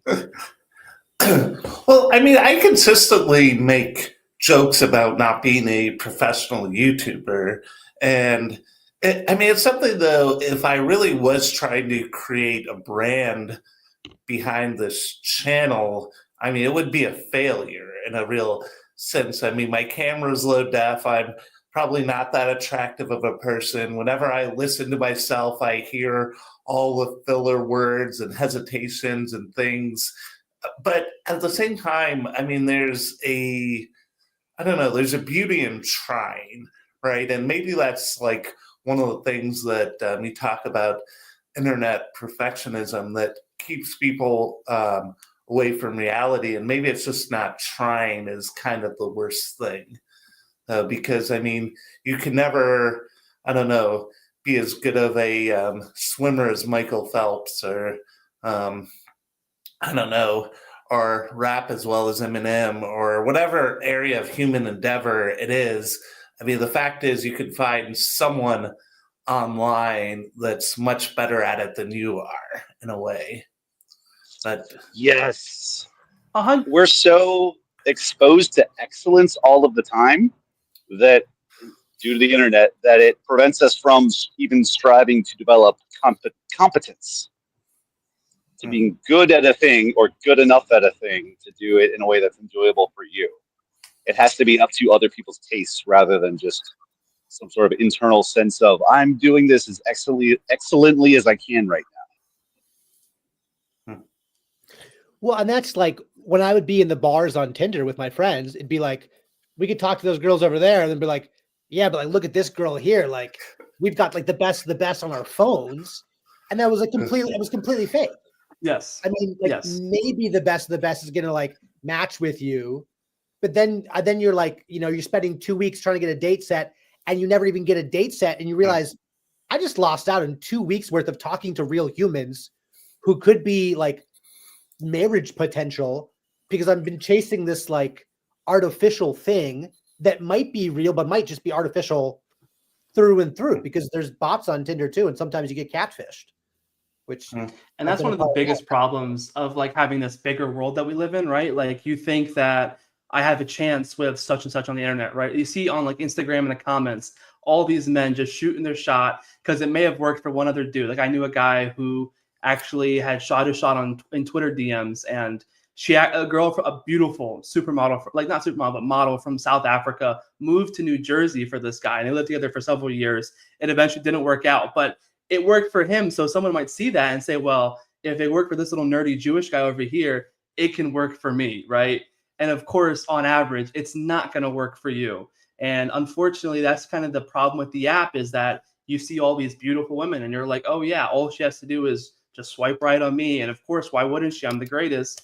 And then we've created what? Incels, right? And because they think that this is what I'm entitled to is just these beautiful women, especially in certain areas. And it used to be you lived in a small town or you lived in a medium-sized town, but you lived in a neighborhood and you couldn't afford to go anywhere else, right? You can only afford to go to the big city where all the biddies are. So you had to stay in your little neighborhood. And you said, you know what? She says, well, this is all I know. It wasn't even that you knew that there was hot women elsewhere, right? You may have heard about them, but you didn't see them, right? But now you just go on anywhere and there's advertisements all over the place with all these beautiful men and women. And you're like, oh, these men suck. They don't love me. They don't care about me. Look at Chris Pratt or look at, Henry Cavill, whatever. That's the standard. And there's hundreds of them out there for me. 6'5" in finance, whatever, right? But most men in finance suck. So, Oh, I mean, as maybe the oldest guy on this stream, I mean, I do remember having only a dumb phone, and everyone else I knew only having a dumb phone, and trying to go and talk to a woman and either having like one of the first things she says be, "Oh, I'm dating someone," or "I'm married," or maybe you get the fake phone number. So, I mean, I don't know. I guess there's something to be said for at least knowing that the person you're talking to is single and at least in theory looking for a partner.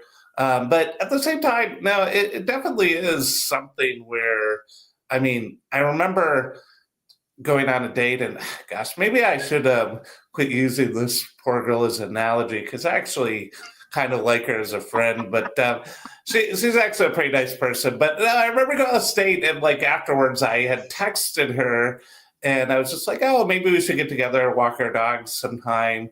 There was a park she mentioned that she liked that I like to go to also, and her response was, "Well, I don't think you're the one." I couldn't help but thinking, well, if you're trying to figure out if someone's a one in 15 minutes, I mean, isn't the answer always going to be kind of no by default? I mean, or an hour, or I mean, or a half hour. I mean, however long the date goes for. I mean, but the thing is, I say that and I sound maybe a little bit judgmental, but I found myself in the same situation with online dating where especially if you're working full time and whoever you're potentially dating is also working full time, it's like, do I really want to change my life for this person? And like, I mean, the answer is always kind of like, probably not. And I mean, if there's no social pressure behind it, I mean, I think that no is kind of the default answer.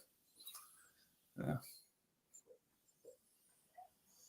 Saw this take on Twitter today that's really, I don't know, chewing over again in shitposty Twitter fashion. But this person said, kind of think that like now that we're in a state of relative peace, where we're not sending countless young men off to the wood chipper of war.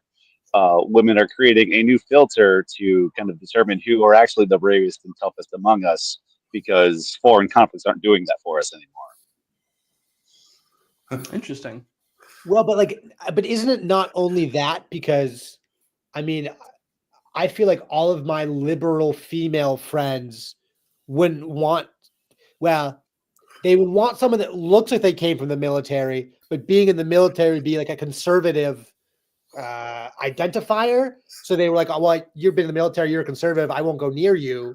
And so there's like a whole other sort of like, I don't know what you call it, masculinity test on the liberal side. Like, it's just strange.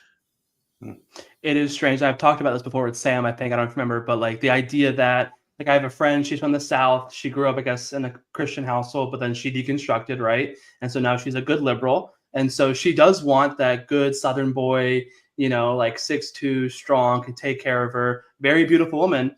But that man doesn't exist as a liberal, right? So she has this idea, well, as long as he believes in these certain like shibboleths, that's okay. I can accept him not wanting to pay taxes or whatever, right?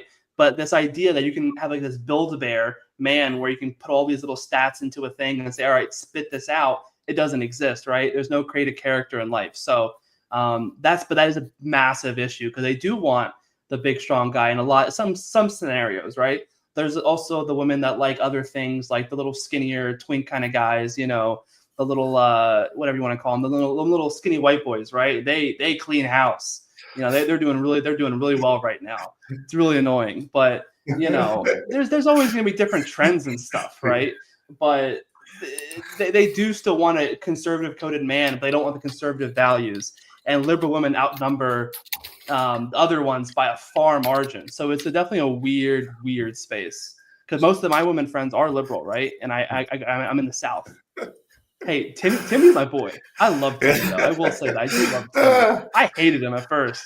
I'm like, oh, he's French or whatever. He's a loser. He's skinny. But he knows ball. I love Timmy. Lisa Nagaib! I mean, he seems like a good guy. I'm kind of like, really? Yeah. This is an ideal man? It's like, you'd be surprised. Evil guy. Can barely like grow facial hair. I don't know. I know his speech recently about him being in favor of excellence was pretty based. Yes, I agree. It's like I want to be like the greatest actor of my generation. I know you're not supposed to say that, but I have that kind of ambition. Dog on him. Like, yeah, and like he's putting in the work at the very least. What does based mean? I think it kind of just means like boilerplate conservative. Like you're the kind of guy that touches. Not quite. It's just like something you agree with. Like I think, oh, that's awesome. You know, like based is like, oh, he said something I really agree with. That's based. So it can really mean conservative or even more like left-leaning things, I would say, but it's generally more of a conservative term or right of center. Like people Yeah, right I of think center it's might say, somebody "Oh, he's who based." Wait, so I know taps in nobody knows something. what it means. What? Nobody knows what it means. I always It thought it means was what you want pretty it to like mean. conservative coded, even like sort of like meathead coded. It's kind of similar to being like for a guy being similar to being a Chad. I think it's Okay, Zeke, the Zillennial. I would just disagree. You are right. It definitely came from like 4chan, like that kind of era of the internet, like those type of people, where it's more on like the right, like the to the right of center ideology always acting up against me. But no, right of center kind of developed it where it's like, oh, they say something I agree with, that's based. That's how you would use it. And so it's generally a term of like, wow, that's really awesome or really inspiring. But it was I think it people that also were on the goes right of against the center that flow. used it, which is why it's a connotation. I think it kind of Yes, goes against yes, the yes, flow. yes, Like yes, you're that's also taking a stand that is a belief that will get you in trouble.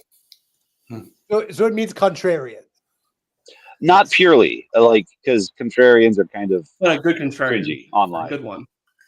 Yeah, I think the binary is based versus cringe. So if you're based, you're a little bit more authentic. Yes. Yeah, I think that's the best we can get as far Ethan's as brain is breaking right now. I semantic feel like. discussion. How you really do work with a dumb phone, I guess, if you haven't like caught the vibe of the term. Well, no, here's the thing. I don't really live in any algorithms. Mhm. So like, That's fair. I mean, all of my TLC existence is like I'll be on YouTube and I'll click on my like subscriptions button on my computer, and that might be open for longer than it should, but I don't really like scroll. I really have no meme culture whatsoever. Did you take like a 5-year break from Twitter? So okay, so at 25 years old, I was working in megachurch land, and then I moved to Los Angeles. And when I got to LA, I went, I'm deleting everything. So I deleted all of my social media accounts when I was 25 years old. And I was coming back onto social media. Like I would get back onto YouTube, but then I would just kind of like search like through lectures. So that's like when I discovered Jordan Peterson was in that period, but I wasn't attached to like I eventually saw like lobster memes in real life and was like, what lecture was that? Like, how did I miss? I've like watched all the lectures. How did I miss the lobster lecture? So yeah, I took a long break from the internet, and honestly, like when I came into the TLC, that was kind of like me returning to the internet. So it was, in some sense, it was kind of an 8-year break from like algorithms to a degree.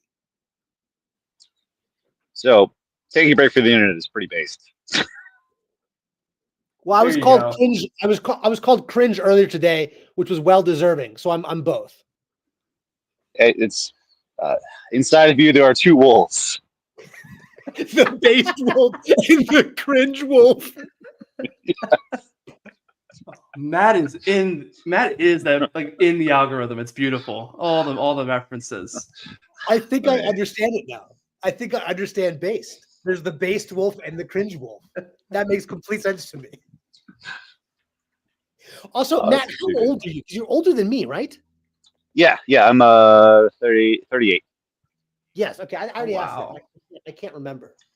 Mm-hmm. Okay. Well, since the host is gone, and we'll be back in 5 minutes, can we just talk about how great of a band Dillington? Millington. Oh my god, I'm so happy. Yes. Ugh. You sent me that like a true hipster, Mm. and I went, "Oh, this is a special one." Is like Mm. in the old days, Zeke, the hipster music meme was I found a band that had a concert in a basement, and I killed the other 3 people who attended, so that no one would know about this band except me. Right. So right. when Right. Matt tells me a band, I'm like, "Oh, this is really good." I'm like, "Oh, we're becoming friends because he's sharing with me his sacred music." Right. To be fair, that was also like I wasn't kidding when I said like the last two like my poor barista in Seattle, like she has gotten 2 Moby Dick rants and 1 Millington rants. I caught her listening to ska in public on purpose, and I'm like, okay, watch out. Hey, I was nice though. there's I gave nothing her 1. wrong with ska. Where do you think the name Skankenstein comes from, sir? I am an active enthusiast in my local ska community.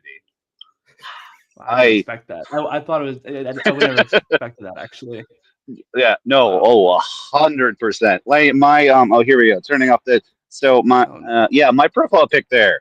That is from MC Lars' music video about how awesome ska in the 90s was. Wow. Yeah, no, I am. So I went to the big in-person IRL event was in basically my hometown last year. Northwestuary in Olympia. It was like a 3-day event. There was a barbecue one night, and the actual conference was the next 2 days. I went to the barbecue and left to go to a ska festival. And don't believe I missed out on, like, I feel like it was an even trade-off. That's how high up it is in my hierarchy of values. Do you do the ska dances? Of course. What else are you supposed to do in the pit, man? Come on. I legitimately think that is one of the things that kind of like kept the meeting crisis at bay for me to a certain extent, because I'm not kidding, skanking across the abyss, sir. Wait, how old are you, man? I'm legit curious. 38. Okay, all right. 30. Okay, we're same age. So. Yeah, no, yeah. I've definitely been at a few mosh pits, but I think my moshing days are kind of behind me. Okay, whoa. Were you in a mosh pit or were you in a ska pit? Because ska uses mosh terminology, but it's a different. True. This is true. This is true. I mean, I've been in both, but mostly it is the ska pits. That's fair. Huh. But I mean, they've also got a lot of different, like, it's interesting when you get like a really split liner where you've got, you can clearly tell, like, the concert goers that came for one band and not the other bands, and sort of deal. Been slowly coming into realizing part of my role is to kind of keep those hosers in check so they don't, like, stomp the poor emo kids. I guess. Yeah. No, I am. I've been to an Insiders concert, believe it or not. So they're actually in Michigan, or they have some people from Michigan. Yeah. I saw 5 Iron Frenzy this year, sir. Oh wow! Zeke's like, wow, this is such spaced like 90s white boys. No, we are not. We have left the bass department completely. Well, there's this weird kind of like inversion. So, like, one of my absolute favorite band right now, Kill Lincoln. They got started around like kind of like the dead zone where just the internet was done with ska, the world was done with ska. Like, this is still what we like. So they've got this sort of like kind of like attitude of like, fuck you, we're a ska band. It's like, we're gonna do this because this is what we like, and that sort of like just that like posture towards the world gives them something really kind of unique and powerful that I really jam with. Yeah.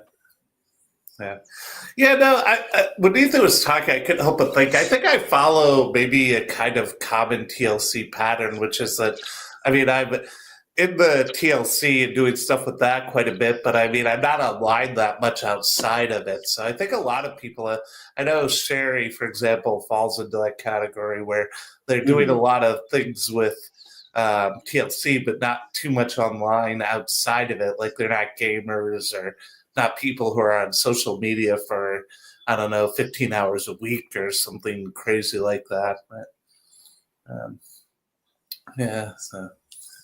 Yeah, and I've gamed a lot. I feel like the video game lens is one that I see much of the world through, and helps me explain reality. Although I don't think reality is a video game, but like I posted this on some comment recently. I was thinking about it, like I mean, I think video games are like the dominant art form, and will continue to be as like old people die off and young people, like as my generation grows up, like my friends still play video games. Like my dad plays Call of Duty. But I mean, like my dad will play Call of Duty and he'll have headphones on, but not plugged into the controller. And so he's yelling at some he's yelling at Zeke. And Zeke's and Zeke's tripping really well. My dad thinks that his zingers are like really, really doing well. And then he's killing who he thinks is Zeke, but it's not Zeke. It's a bot. And he doesn't know that not all of the player characters, he thinks they're all real people. This is like giving my little brother a control that isn't plugged in. Yeah. Exactly. Well, and this is what I was thinking about was like, okay, so my dad is playing Call of Duty and he's not doing it wrong, but he has no idea what he's doing. And then I play, like, we'll sit on the couch and he'll pass the control and I'll play. And I'll like, okay, give me the headphones, Dad, plug it in, I'm playing. I'm going, we're both doing the same thing. We're both pressing the same buttons. Like, even though his experience is technically broken, like, it is the same experience. I don't think it's the same experience because, I mean, how you experience it is sort of filtered through your entire life, but you're doing the same thing. You're engaged with the same object. But I think your experiences are pretty different.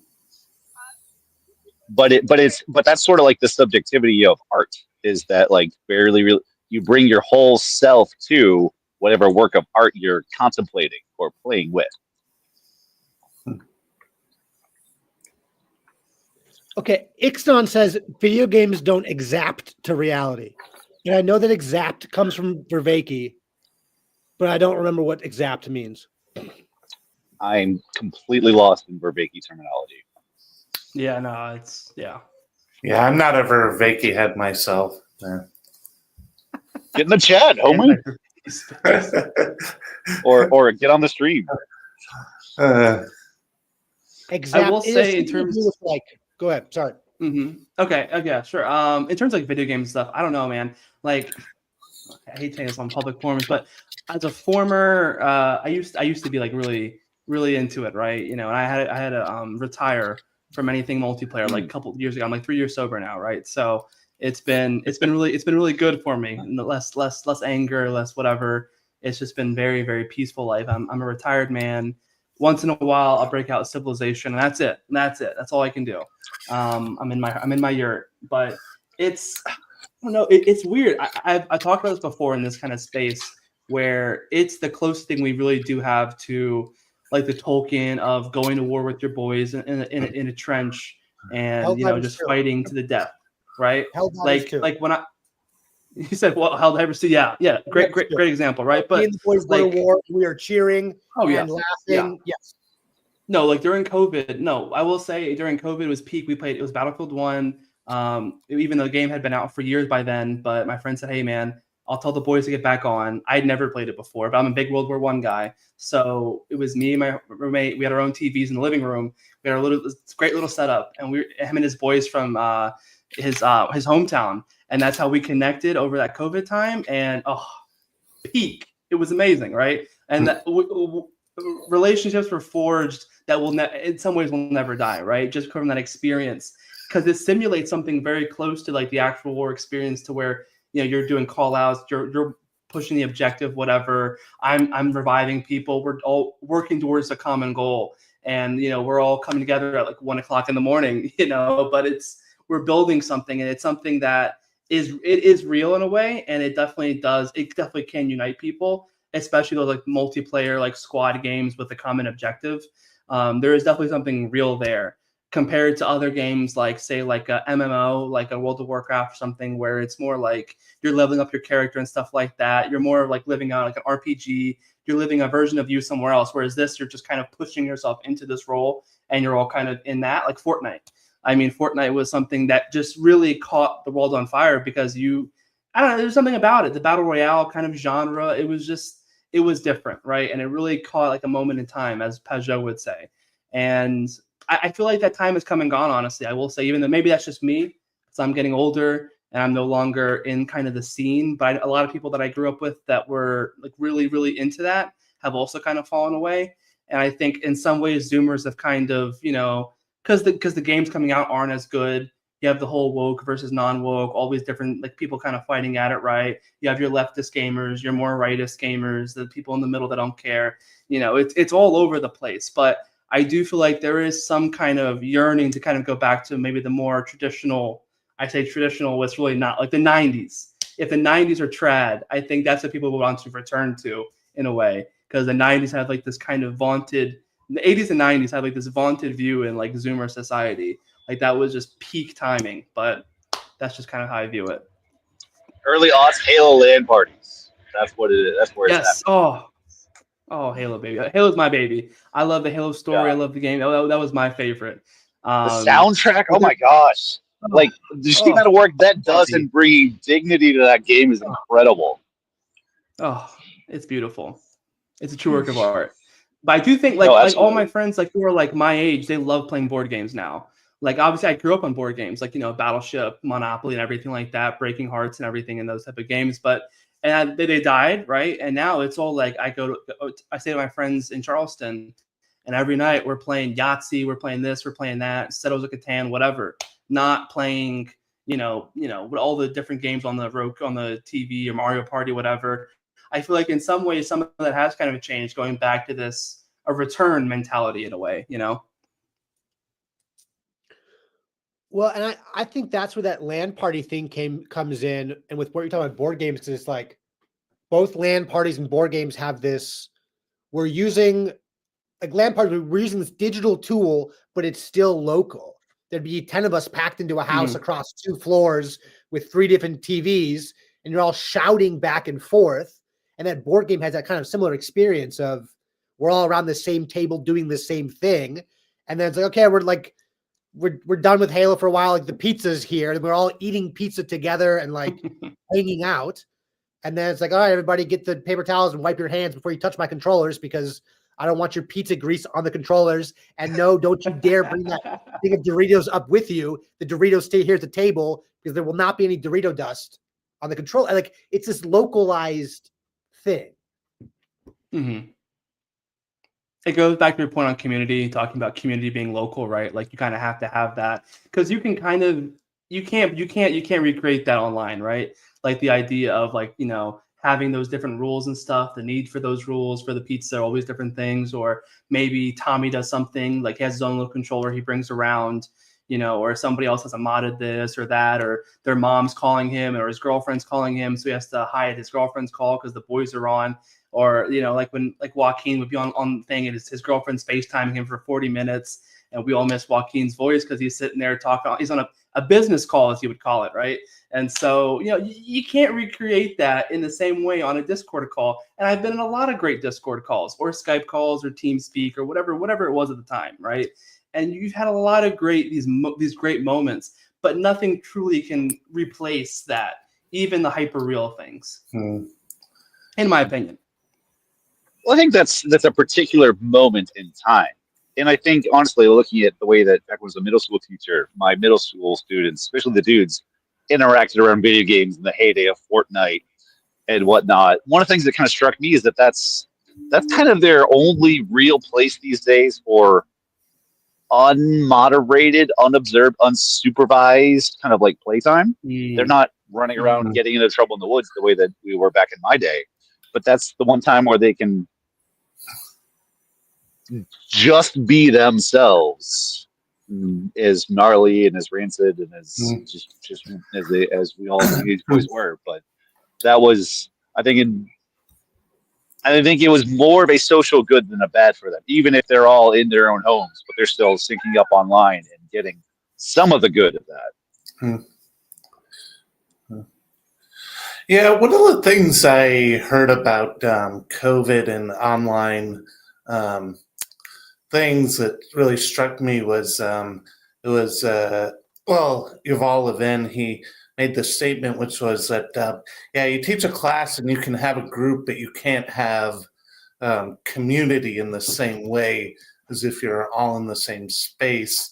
But I don't know. I guess I don't know. I love seeing the water and the sunset, and with Matt's stuff there. And I love seeing Ethan's dog, who apparently was creating some trouble today. It sounded like you might be kind of wondering why his crazy owners are I don't know if it's he or she, but the crazy owners are taking it everywhere. And I don't know.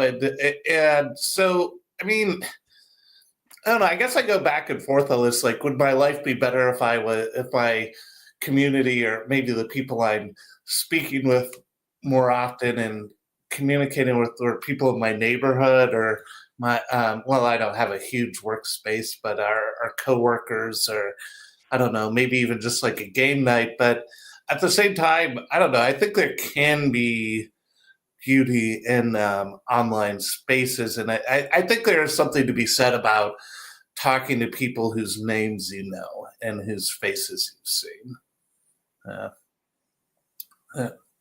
That like this like sort of like nostalgia for like trying to go back. That's just for me personally. That's the sort of thing that I just kind of like refuse to do. Like I refuse to kind of like think about maybe it would be better to go back to because that's not available to me anymore. I live in a different historical moment. And so for me, I'm more concerned about how can I use the pieces that are at hand to try and get my social needs cared for. How do I get enmeshed in friendships and communities where I'm actually taking responsibility for things? Yeah. Well, I mean, it's a different historical moment, but I also find it's a different moment in life for myself too. I mean, I know we're a very similar age. I think of like the people I know who have kids or work responsibilities or things that they didn't have in their 20s. Then, yeah, I mean, there's like you think of the. I think of like when I worked at a ski resort and I probably had like 3 or 4 people coming through my apartment. Well, there were 3 guys that lived there, but 3 or 4 other people coming in every night. And we were just all together watching like whatever random crap was on TLC at the time. Like I remember Hoarders being very popular, or Iron Chef. And I mean, there is a beauty in that, but I mean, and also, that's not my life anymore. I don't know. I became the boring middle-aged suburbanite in a way. But I mean, I don't know. I guess I'm also trying to create a life for, well, a family and something that can hopefully be sustainable and that's going to continue. And part of that is that you do have less aimlessness and less, I don't know, just getting up and going. Wherever, whenever you want, kind of thing too. Yeah, I will say as you're go ahead.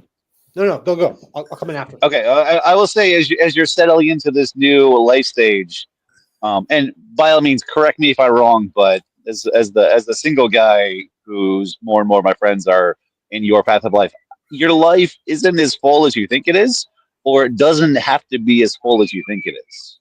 Part of the reason TLC is so great for me is because, frankly, all of my IRL married friends, I'm lucky if I see them once a month, frankly, because their lives are so full with kids, school, job, this and that, and whatnot. And so it's, again, you're at the point of life where your lives don't at the point where your lives aren't going to intersect unless you force them to. Yeah. Yeah, it definitely does create more intentionality. I mean, the joke is that no one ever talks about Jesus's miracle of having 12 good friends when he was 35, right? Yeah. Well, and I think what Matt was saying earlier about like you can't go backwards. Like I totally agree with that. I think there's tons of energy being spent of people trying to figure out like how do we take where we are now and return our society to the past. And I don't think that's possible. I don't think that's good either. I feel like many of the text messages Matt and I have sent back and forth have been about like, what is the forward thing? How do we move forward intellectually and in our bodies and in our souls? And how do we create space in our real lives for this forward thing it's different from the past? And when you're talking about Fortnite, Matt, and like middle schoolers, I was thinking about like the importance of like myth making. Because like when I was a kid, the kids in the neighborhood, we'd run out and we'd like put on these grand stage plays, and we weren't even viewing them as stage plays. We were throwing rocks at each other and sword fighting with sticks, and somebody would get hurt, and that would end the stage play. And then people would go scrambling away to mom, and then mom would come down and be like, "What in the world are you kids doing out here?" And I think Fortnite does allow for that kind of these myth makings that happen in a digital land. And hopefully that comes into the school place. They go, "Did you see what Brian did last night when he drove the hang glider over Hoob Town and then dropped and landed right on that box, and that box exploded?" And it's like, now it's this shared myth. And I even think, Sam, with what you're saying is like, I think you can myth make out of the mundane. I think if you have a family, you have these like little tiny little family rituals where it's like, every Sunday we pull the good china out, and this is a myth we're living. Like the good china, it's in the cabinet, but on Sundays we have pancakes on the good china, even though we're not supposed to, and that becomes like a family ritual and a tradition, and the mundane becomes sacred, something like that. Yeah. Well, maybe let me ask a question for you, Ethan, as sort of maybe one of the newer people in TLC land and someone who's taken to it quite a bit. I mean, what are you seeing, I guess, different, or what's drawing you to it more than other online spaces, maybe? What do you mean by other online spaces? Well, I mean, I assume you're not on Facebook for like 3 hours a day, and you're not I mean, it sounds like you're not really doing like gaming right now aggressively, and I mean, so there's clearly something. Okay, you are. Okay. Well, I was. So pre-TLC, I was spending a lot of time gaming, and like my fiance would go to work, and I would like, because the deal was we're at the end of our year of traveling. My fiance is in traveling healthcare, and she said we left the brewery to come travel. And she was like, "You've always had this dream of being a writer. You've got 1 year, figure out how to be a writer."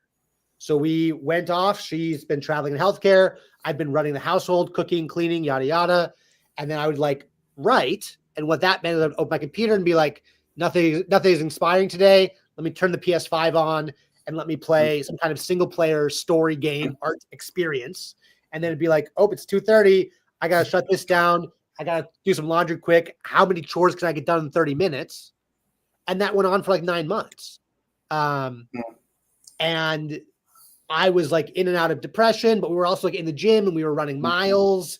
And so that kind of physical exertion has always sort of like righted my brain to a degree. And then I had like a mystical experience that brought me back to faith in God and following Jesus.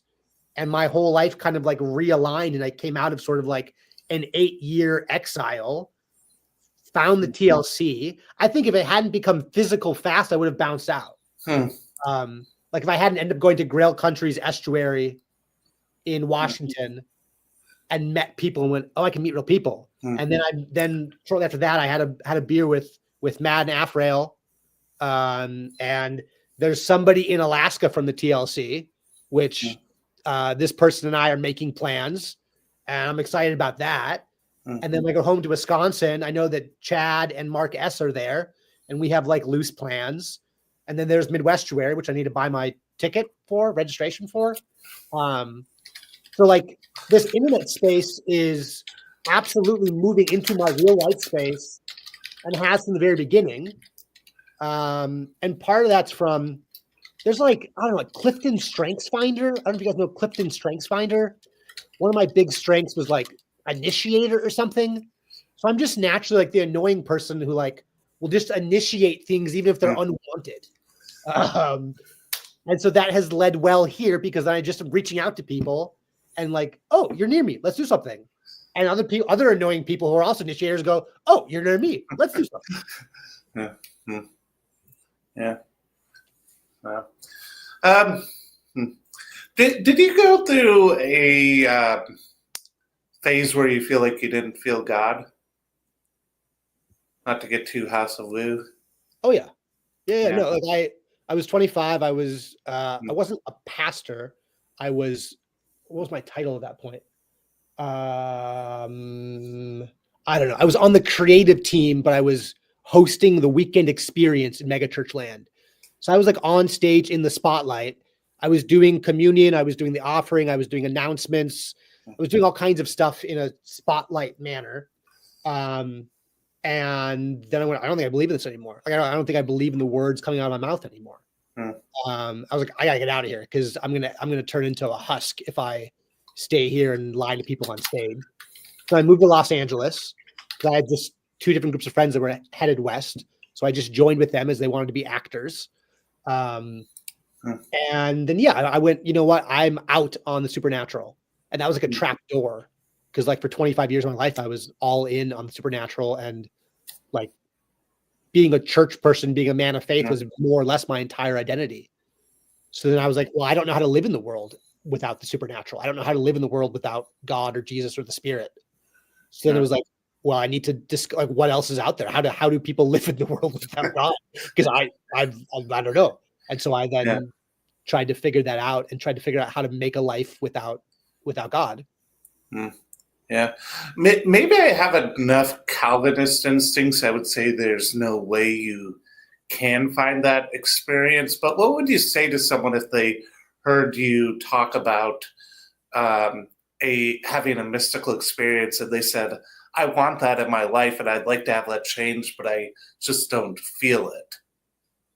Because, I mean, I know when I've had experiences like that, it seems like even though you don't see the pattern, it's almost like you go through this thing where everything comes into color, right? And I mean, you begin to see how your life had been leading to that point.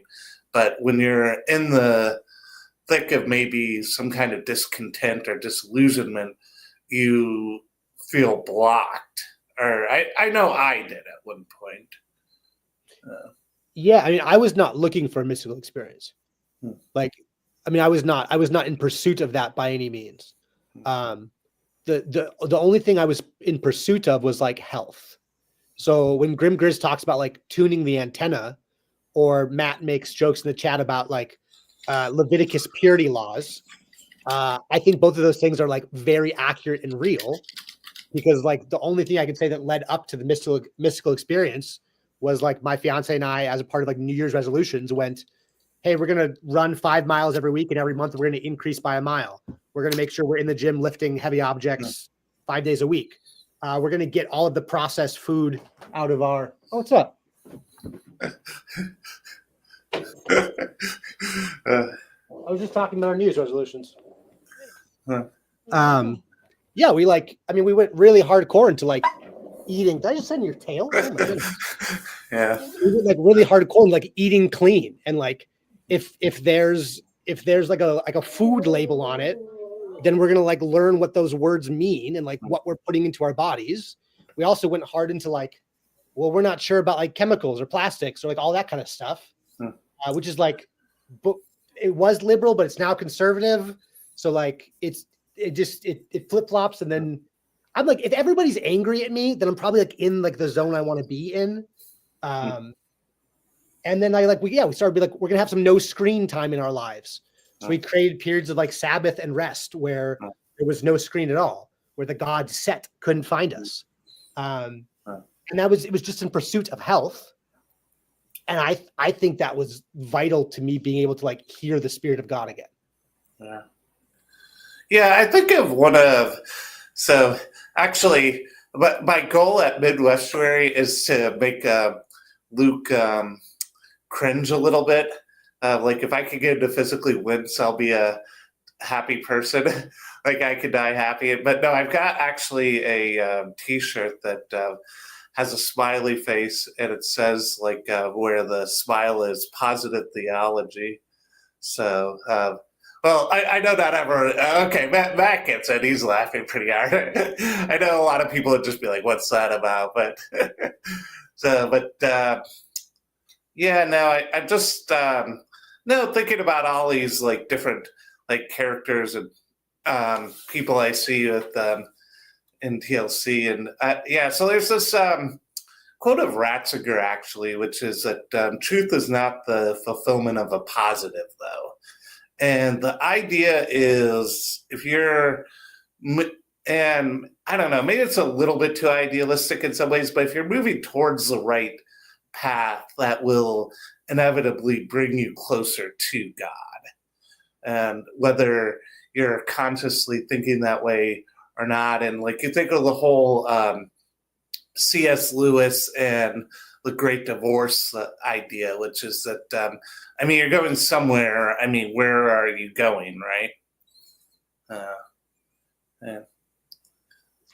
And health is a really good thing to kind of orient you towards. There's sort of this like kind of cluster of sub goods that are all, I guess, like in, I don't know, like still located within like the front yard and backyard of God's lawn sort of deal. So if you're heading there, you're going to get pretty close to the house if that's where your compass is direct. Mm.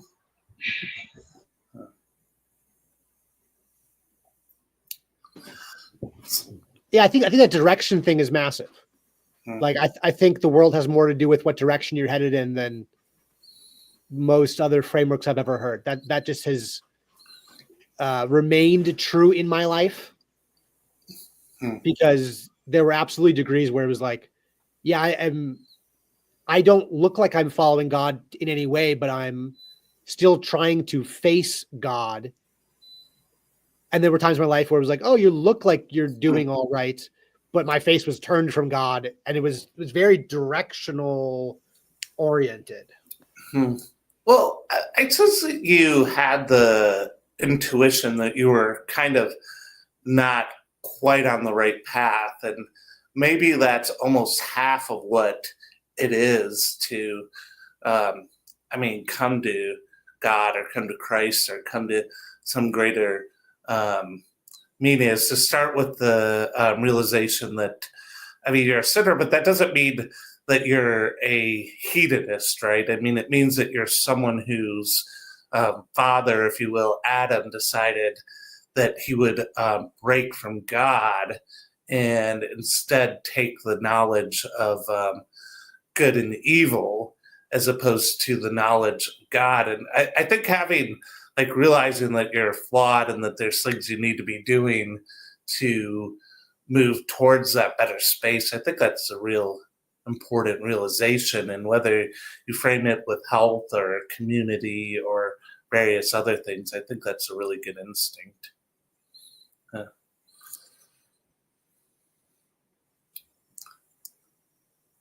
So it's about 10:30 here, so I'm going to get ready to log off. But do you want to plug something here, Ethan, if anyone's watched this whole thing? No? Yeah, okay, all right. So Watch a game show. Yeah, I tried. So I thought it was great. I did watch it. I hate plugging, and like anytime I start plugging, then I can't stop plugging, and so I'm like, I don't know how to plug authentically because it just turns me into a monster. Like that's how I feel. The game show is perfect though. You just need to develop your game show host persona a little bit. Slip into that and go full carnival barker just for a minute. That you can take on and put on and take off. But well, I'll join Matt in plugging the game show, even if Ethan doesn't want to do it.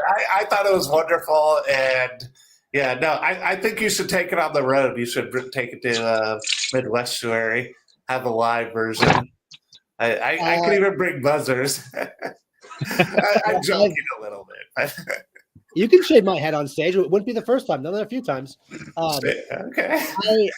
There's a live version happening within the next like 3 weeks here in Alaska. There's at least one live version being planned with a Alaska TLCer, which I don't know if anybody knows who the Alaska TLCer is. So it'll be fun because people will absolutely know. People will know the screen name because they're like, it's a prominent screen name to me. But I had no idea. I assume that nobody knows because like no one else is in Alaska. So it's like, why would you even say that you're from Alaska? Because it doesn't matter. So yeah, there's going to be a live Flesh and Blood edition with an Alaska TLCer. My parents are coming to visit. in June. I'm gonna try to get my dad at least to do a game show. Part of me thinks that like I don't want to spend all my time on the game show stuff, but I also think it might be because it's a thing that allows me to plug lots of other people. Because where it's like this question comes from this person who does this thing over here, it becomes something that people like want to participate in because you just get a free plug for having a question. And you also get to like meet a stranger. So it's like my take on like a randos conversation to a degree. So hopefully it continues to be fun. And I imagine that it will continue to like innovate as there's a community that I think like anything, you build something that people like, they'll tell you what they want to see. And then it gets weirder and stranger. Yeah. So yeah, well, the most recent. Yeah, I thought it was great. I thought you really had me thinking about different things, and the questions were excellent. And I'm definitely looking forward to more of them. So, any closing thoughts, Zeke or Matt?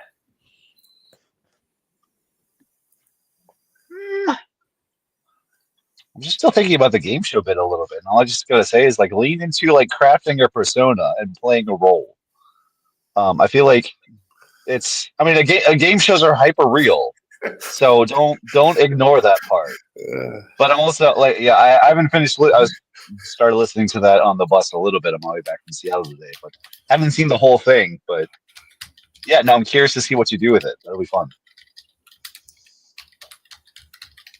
Well, I'm still waiting for you to text me back, Matt, and give me your question. Yeah.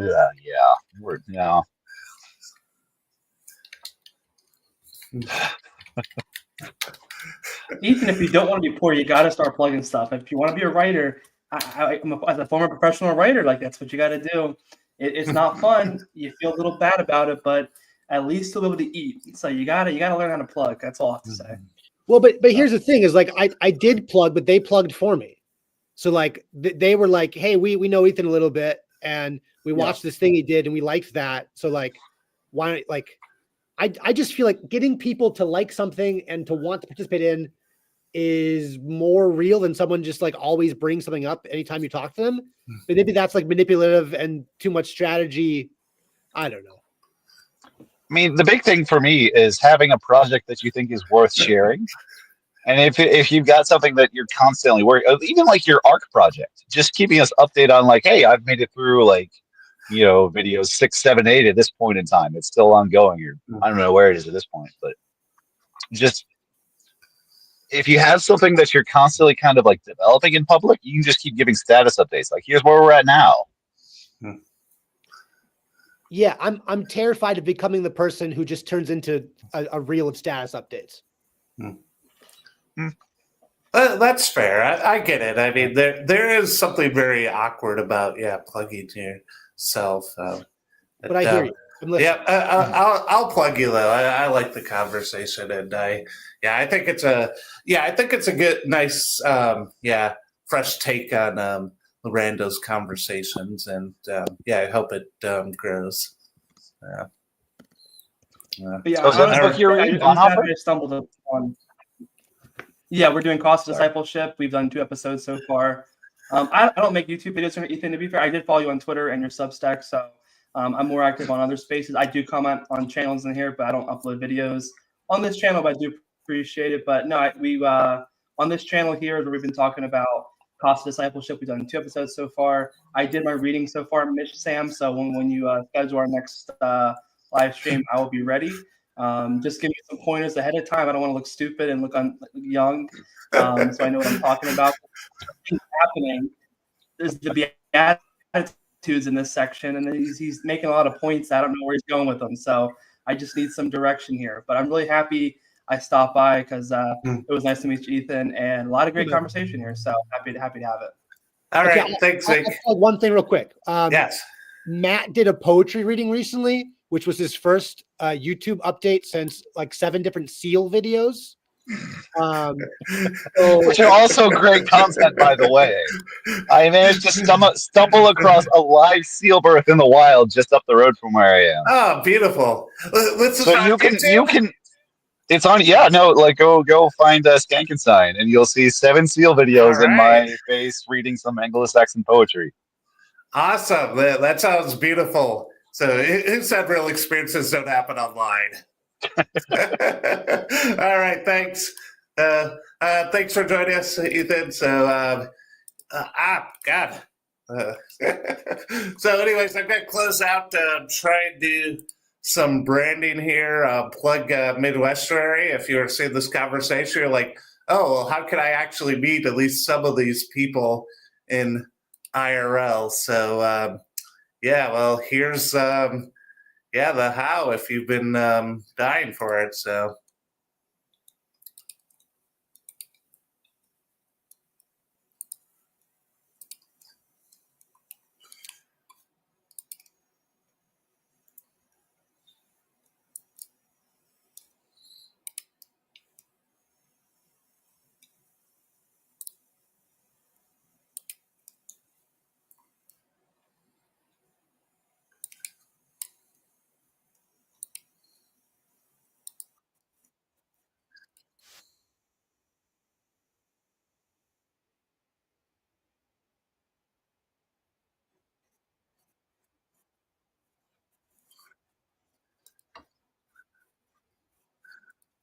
oh man, it seems like I messed it up maybe. Yeah. Oh well. Have a good night, everyone.